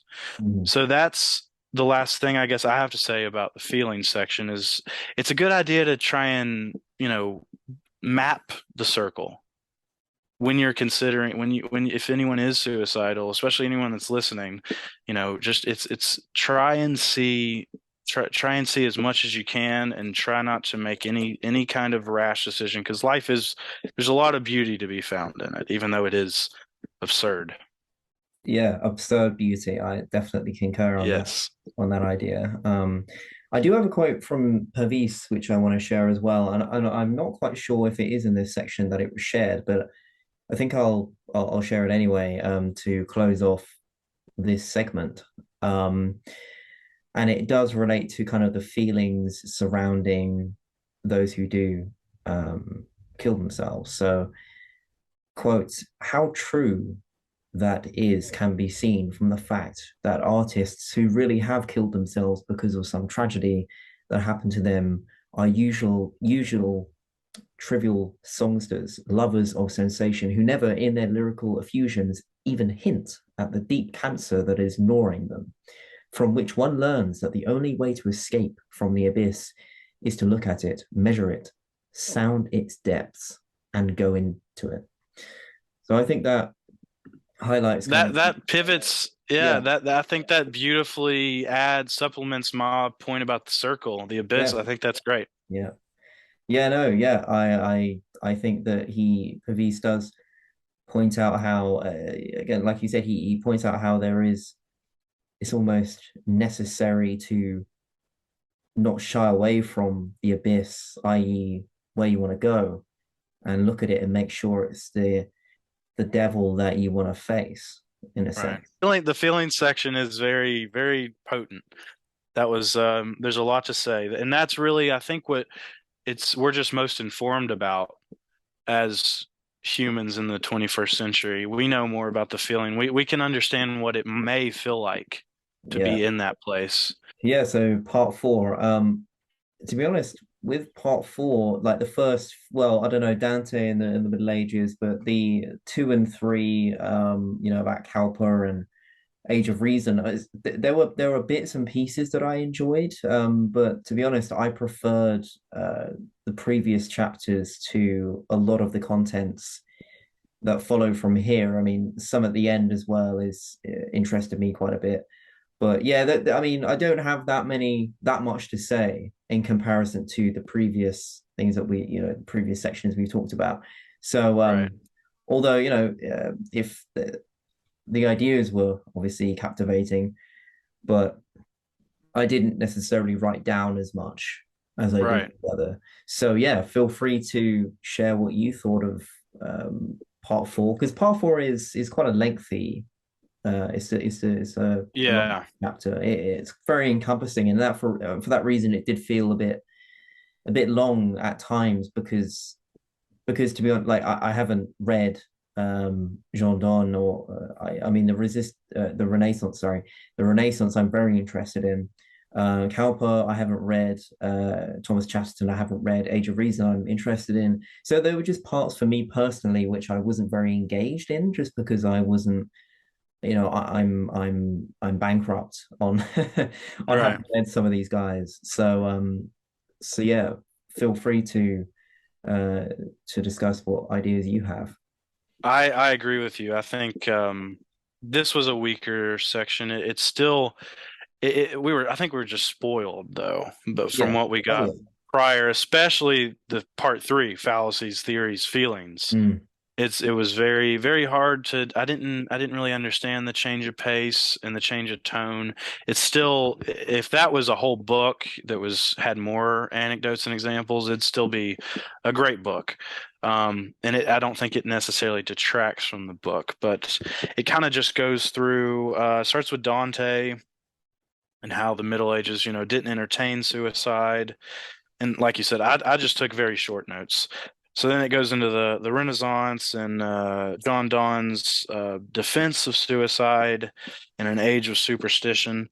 Um, he says, quote, "In all ages and all places, upon all occasions, men of all conditions have affected it and inclined to it. No man is an island." I thought that was nice. yeah, yeah, I remember that. Um, That was good. Yeah. yeah.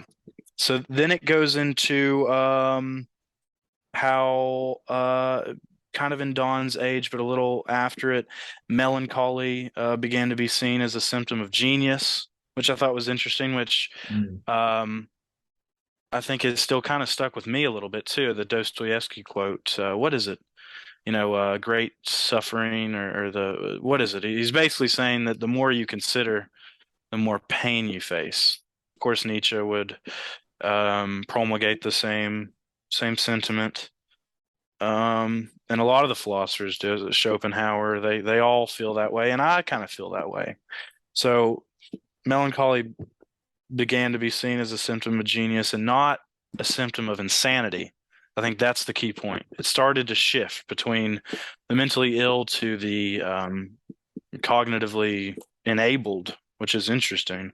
Mm. Um, Well, I'm working on a video at the moment, at this present moment, on R.D. Laing's The Divided Self, and in that, in my video essay, I'm going to sort of mention that he's really interesting because he was one of the first psychologists, because previously Heidegger and Sartre, they talked about the self and the true and false self. And what Laing did was kind of think about these philosophical concepts, and he translated them to his psychological practice and his psychological principles.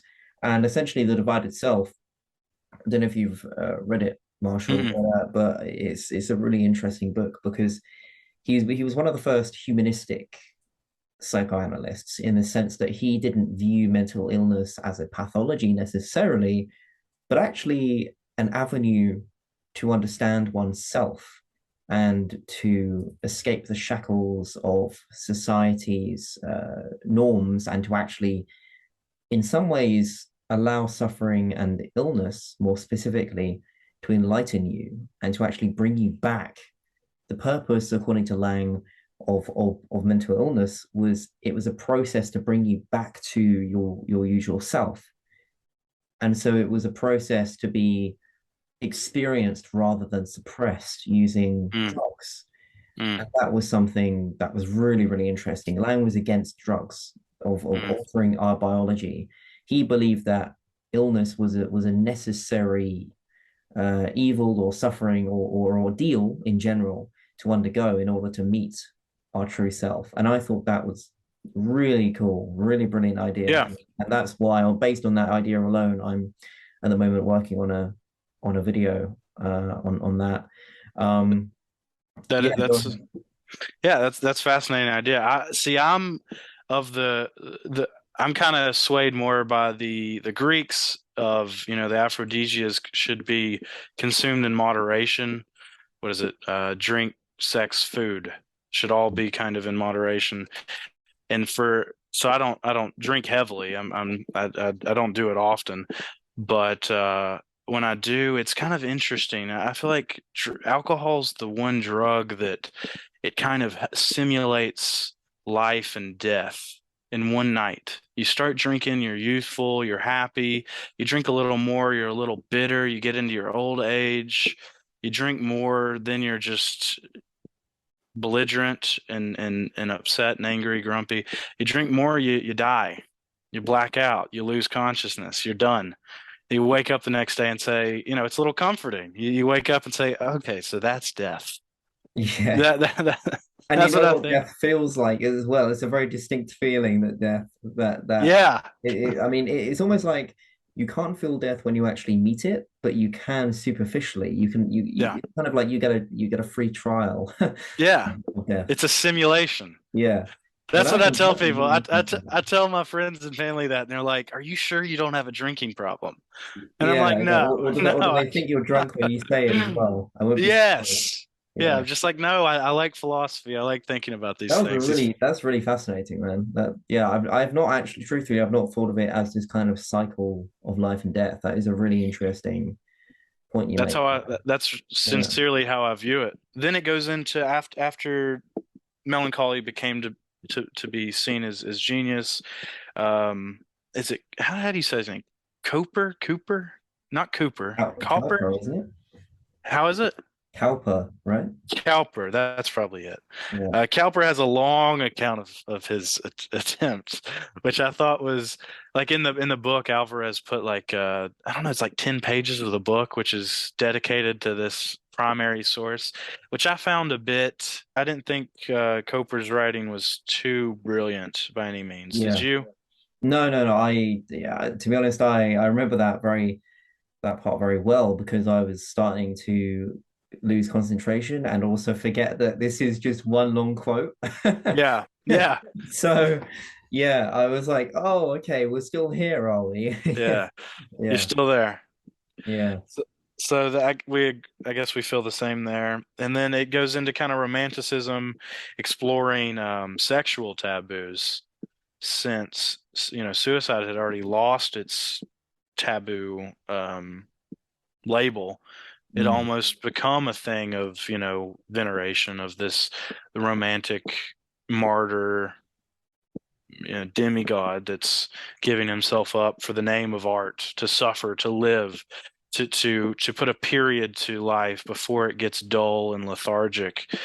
So they then, went on to sexual exploits, which kind of came into the sexual revolution of our day. And I think that quote, just tomorrow's zero, does a really good job of encapsulating nihilism of the 20th century, which spawned, I think, from the tension between tradition and progression. I think that's where nihilism really comes from. The younger people knew that they wanted to be progressive and didn't want to be tethered to tradition, but there's still that trained behavior, that trained response to mm. have tension. So then they're just left adrift. Yeah, without direction. Yeah. And yeah, too much freedom of thought also makes responsibility inevitable, and responsibility sometimes leaves you with an empty sack because you don't know which direction to go to or towards at all without any guidance. So I wanted to share a quote that is in these parts of this section, this last section, and it's by Robert Burton, who wrote The Anatomy of Melancholy, which I only recently bought actually. Yeah. And I'm very interested to give it a go because apparently the prose is amazing, and it's a medical book, but like at the same time, it's an existential treatise in some way. I've just heard great things about it overall. Yeah. And Alvarez quotes him at some point in this section, and quote, "Every man is the greatest enemy unto himself. We study many times to undo ourselves, abusing those good things which God hath bestowed upon us, health, wealth, strength, wit, learning, art, memory, to our own destruction. We arm ourselves to our own overthrows. We use reason, art, judgment, all that should help us, as so many instruments to undo us." This was quite interesting because to me it highlighted the idea that man is always at conflict with himself. And as Nietzsche said, Hmm. the militant mind attacks itself. We have all of these things, learning, art, wealth, you know, we have all these distractions, all these interests, let's say. And whilst they are a pleasure, they are also sometimes a curse. And that to me is the primordial mix, the soup of existence. It is the yin yang between suffering and pleasure. It is the mix between the two is what makes either one potent, but without one, there's no point in having the other, you know? All right. I mean, Dostoevsky said that if we had everything that we want, then we would want to destroy it after a while because we get bored. We become anxious. Why is everything going so well? And we just get bored of things that we acquire. And we can see this with materialism, right? Consumerism. We buy a product and we soon become bored of it. And what's interesting now is that a lot of products are free, but to me, they're not very free because if the product is free, then we are the product. If it is free, you know, Right. we're the product now. Right. Um, we generate the value instead of the product in of itself holding the value. And I think this is Right. very interesting, a very interesting axiom of modernity in general. I would call it back again to the kind of circle of humanity that I was speaking about. I think that is one of the main gap in between satisfaction and desire and want is this fact that there's like some destroyer that lives inside of us that does not allow us to be comforted by petty things. And it's the only things that I think that really do comfort us long term and continue to give us satisfaction are the transcendental objects. The hard things, the things that you have to really work hard for that I don't know every human being can achieve. It's hard to apply yourself in such a way, and especially as modernity continues to progress and reading starts to become something that is labeled as outdated. Mm. Um, and it's just very sad to me that I think reading is one of the best ways to obtain a transcendental object. And the interesting thing about these transcendental objects is that they conform to your own innermost desire. It becomes in your mind what you want it to be. It molds to yourself and your own preference. But you have to work at it and you have to work every day. It's a curse, like you say, it's a blessing and a curse. Obviously just the more abstract notion really that's not you can't really quantify it, of just the more knowledge you get, the more depressed you can become once you really, it takes away your naive impression of the world. It robs you of optimism if you read enough and you read it's varied reading. Just thinking about what civilization has done in the past is some instances is, terrifying what we're capable of. I wish reading and these transcendental objects were more vehemently pursued, and I wish in education, say if the arts don't work for me, my own personal arts, I'm thinking about maybe getting a PhD in philosophy and maybe teaching at a university, and just Yeah, me because too. the freedom it would allow and the good I think I could do for people, and just to be surrounded in that community. And hopefully grab the undergraduates that are just taking philosophy because they like Blade Runner or something, which is a great way to get into it. It's Mm. a great way to, and I still quote that all the time, I especially love on Blade Runner. drunken nights at the pub, right? Yeah. Tears in the Rain. That is All these potent, moments lost forever. Yeah.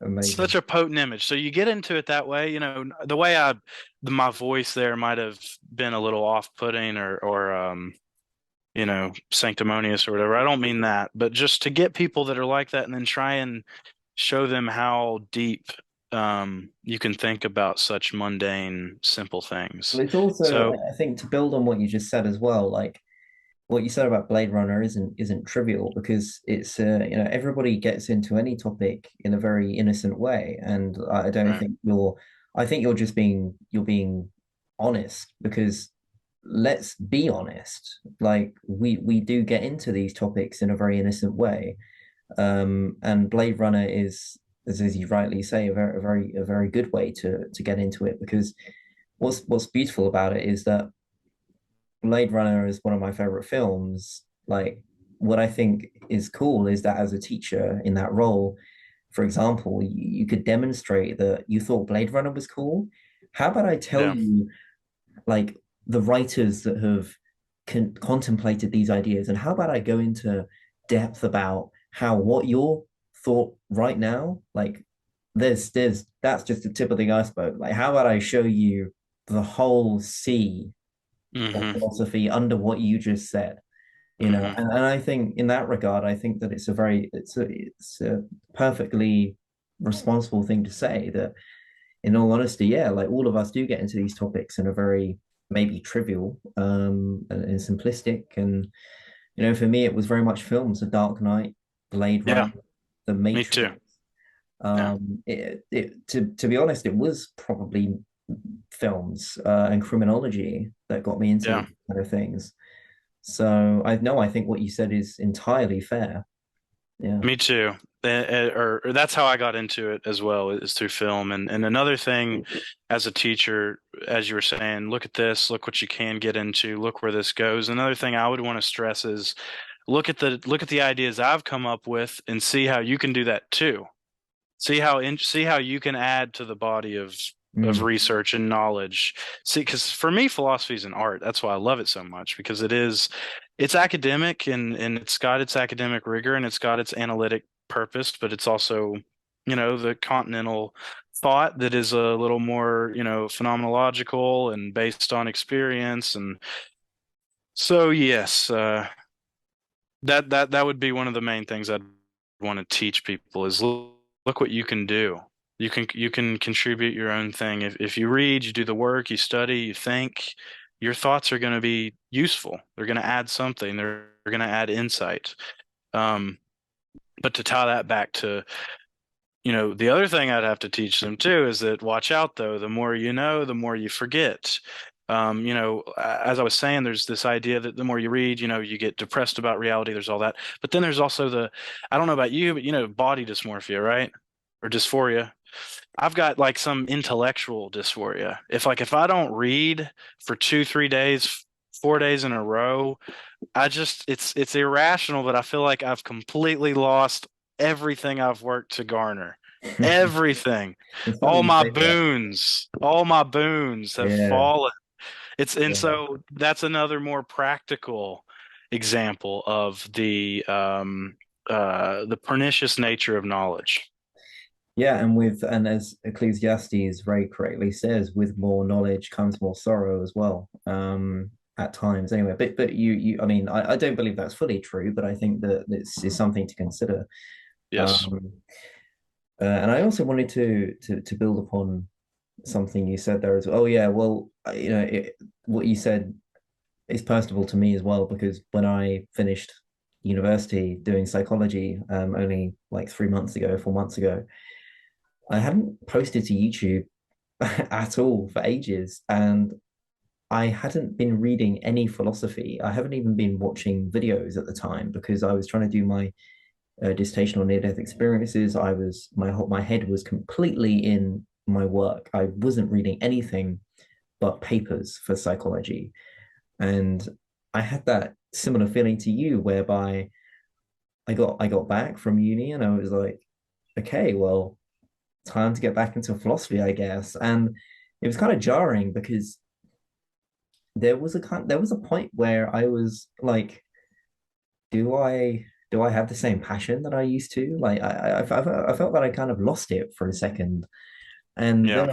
then as time passed and I got myself into it and I started to think, I read a couple of books that really, really grabbed me.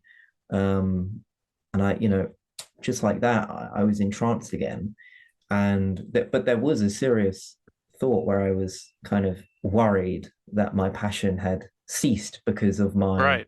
my lack of reading and my lack of philosophizing. Although I wouldn't say that I hadn't been philosophizing it, but I would say that in a formal sense, I wasn't philosophizing. But no, I mean, and even starting posting YouTube videos again, that was a bit of a jarring thing for me. I was like, okay, well, I need my first video back to be worth watching. I need people, I need to make this good. And I Hmm. felt also I wanted to reinvent my channel in a slightly different way. And not that not reinvent necessarily, but I like the video essays. cheers. They're Yeah. good. Yeah. Yeah. Yeah. Well, they seem to be going down really well, which Yeah.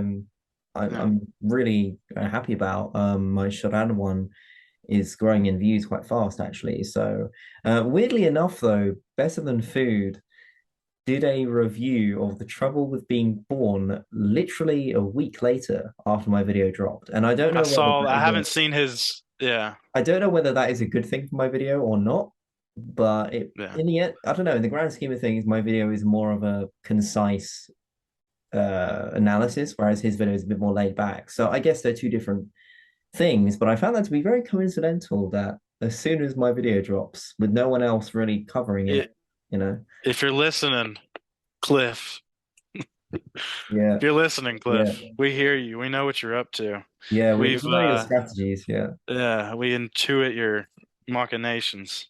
But no, I Sheesh. mean, yeah, and after reading a couple great books, that really got me in back. I mean, actually, I owe you as well. Savage God was one of those books that I would say like just utterly captivated me and really brought me back into the swing of things. So on many regards, I thank you for that. But Glad yeah, you liked it.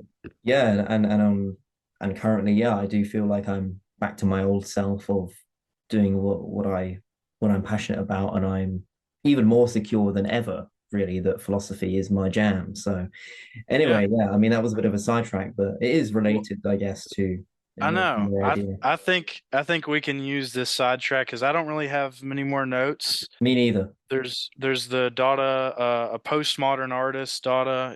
That kind of, postmodernists kind of deconstruct things and kind of become anti-X. Dada kind of became anti-life.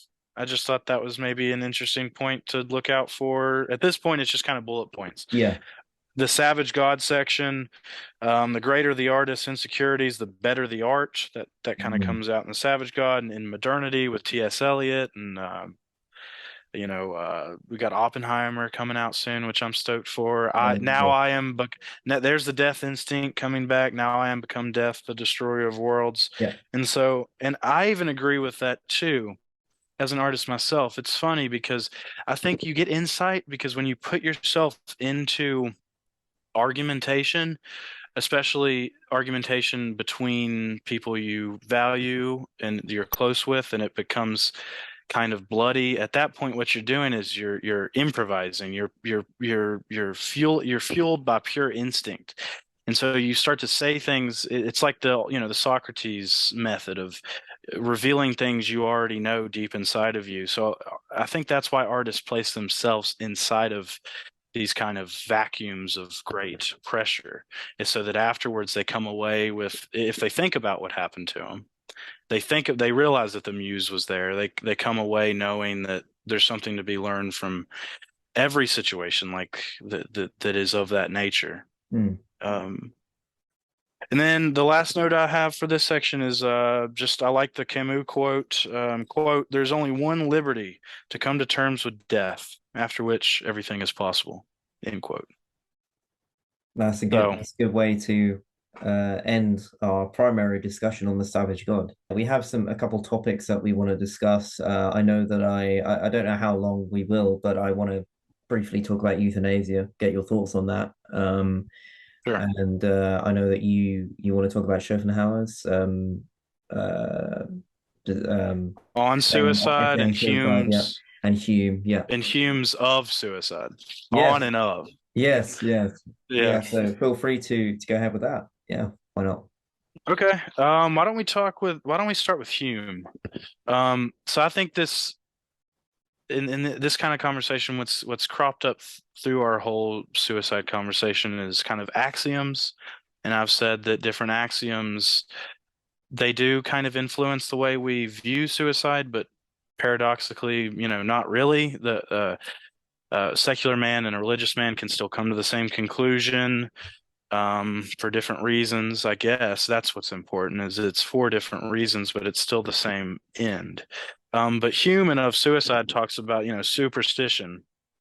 And I love when, I don't even think I wrote the quote down. I just hope that I would remember it. But he says essentially that, superstition strips us of all of our pleasure, even in our sleep, because the superstitious that sleep and dream analyze and examine their dreams and discover prognostications of future calamity. And he said it in a better. I remember the last line, but of course he's got that English wit.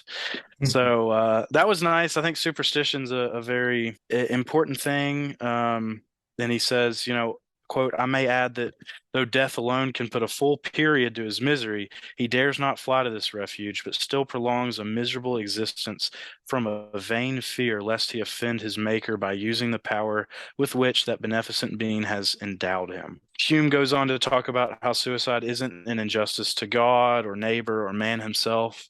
Really, the main thing I guess I want to bring up in this discussion is Hume's point of suicide, how he's saying it's not an injustice to God, how everyone says you can't affect, matter and motion.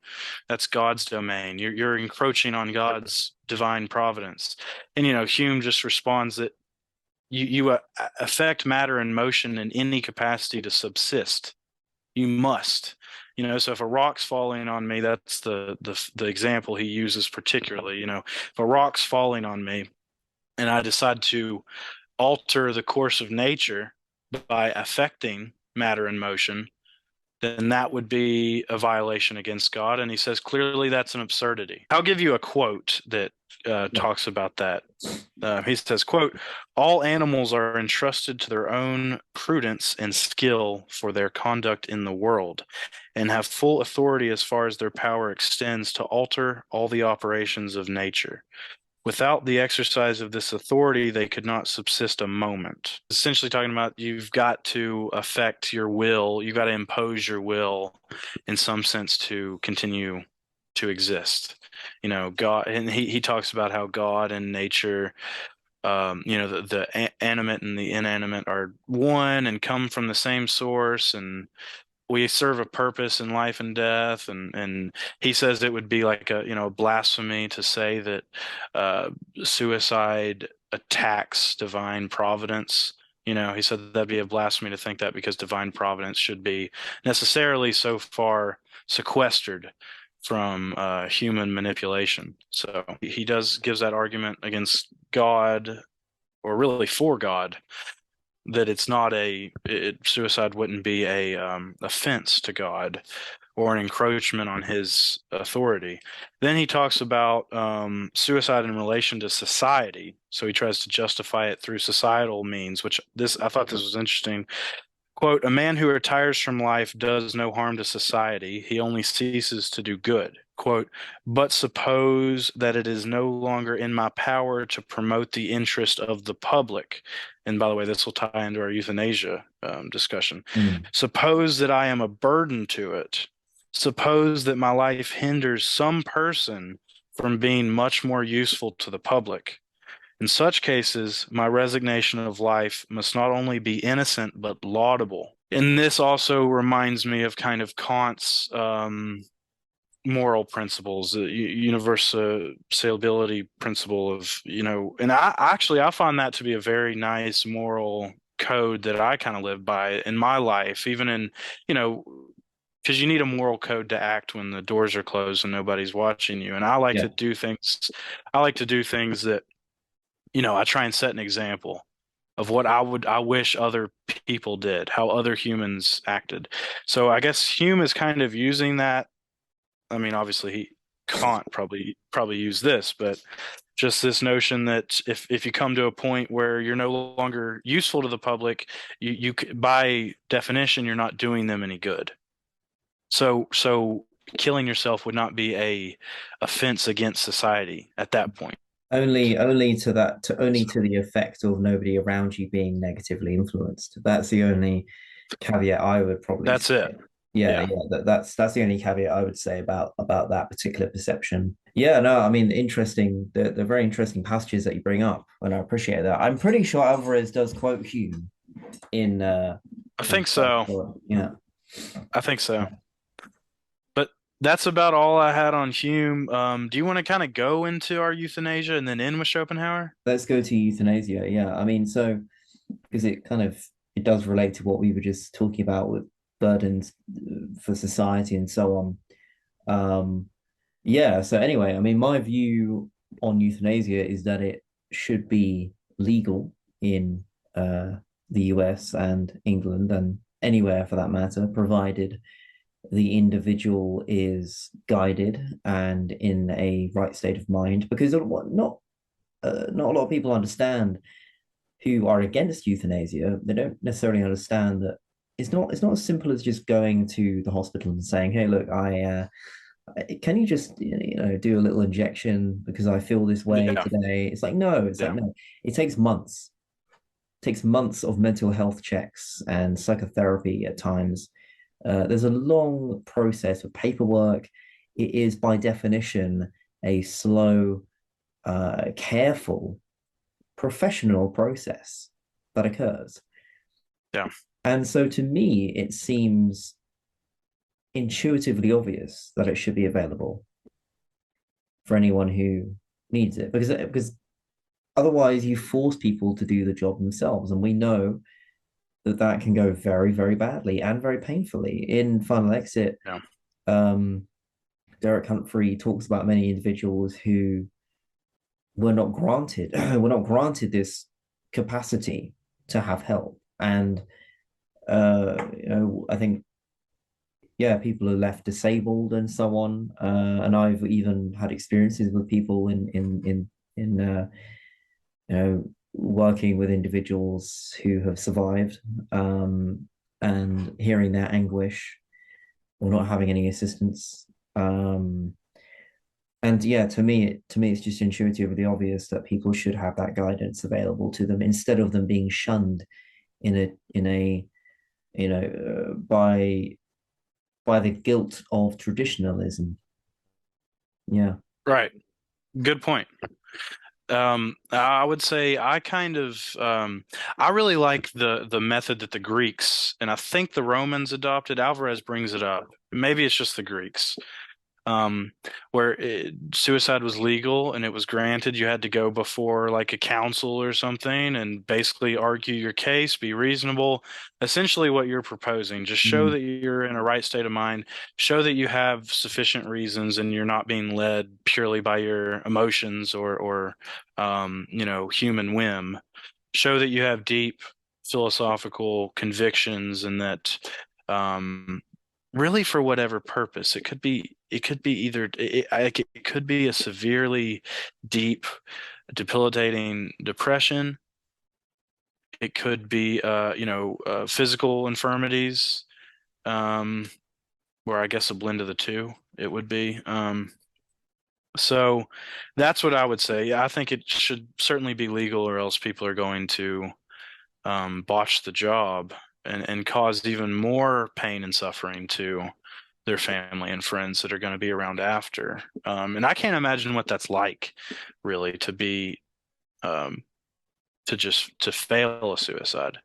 That must be one of the most um, crippling things, one of the most embarrassing things that one can do if they were serious about their attempt. Well, there's one thing maybe worse than death. It's being on the brink of death and being half dead.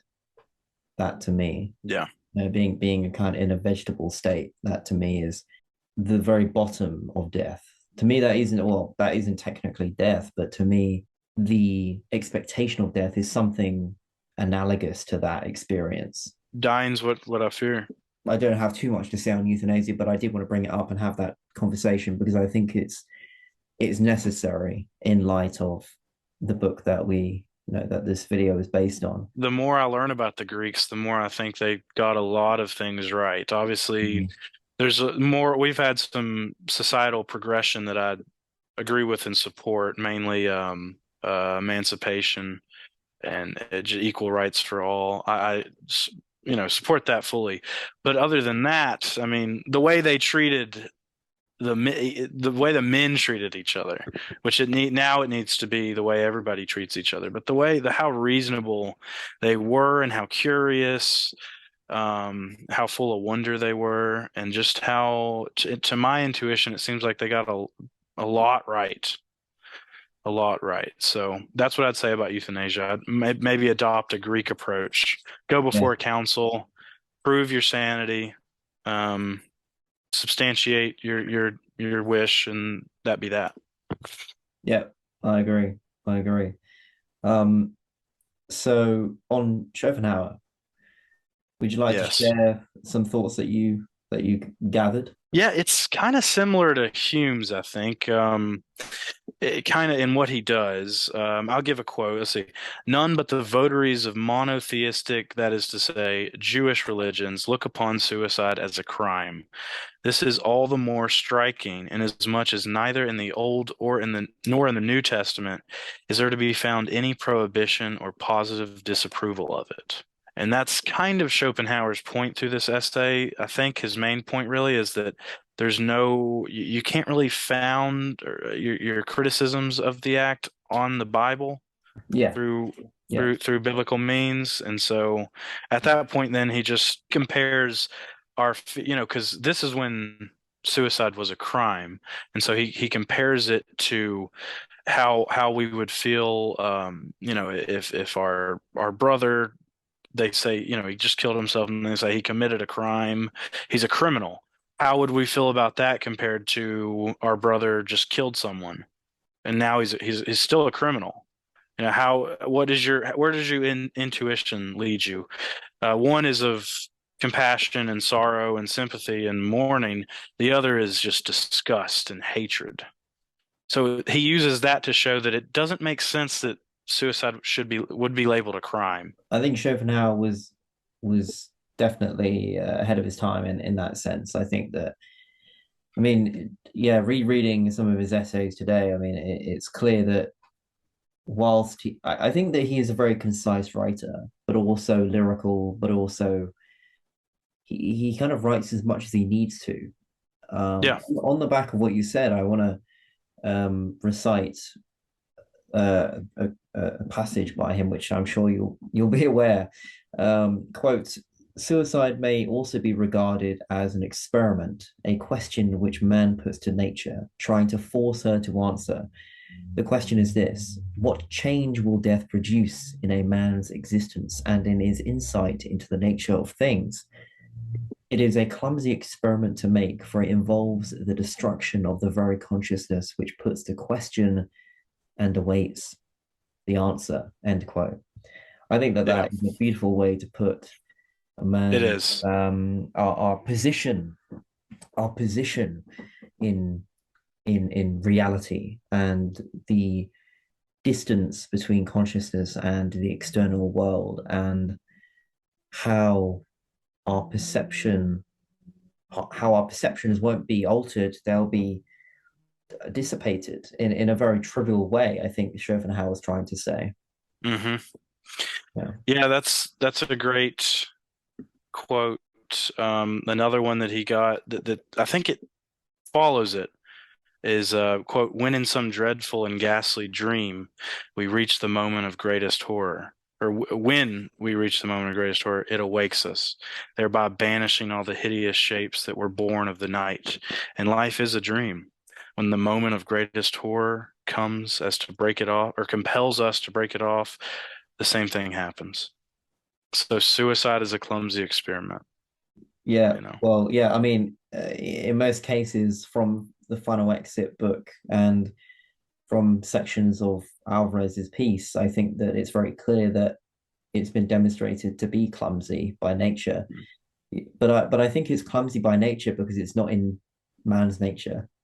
Yeah. I don't, it is clumsy because man is not supposed to do it according to his biological All predisposition. right.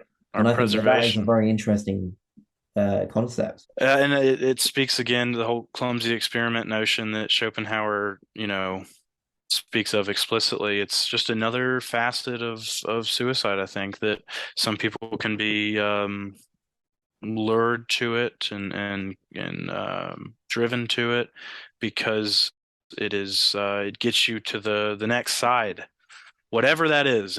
I mean, we know that something happens, Yeah, that's all something. we know. Whether it's a total blackout, whether it's heaven, hell, limbo, whether everything starts again. I don't know, but it's a clumsy experiment. Yeah, and it is analogous perhaps to our experience before birth, Hmm. whatever that may mean.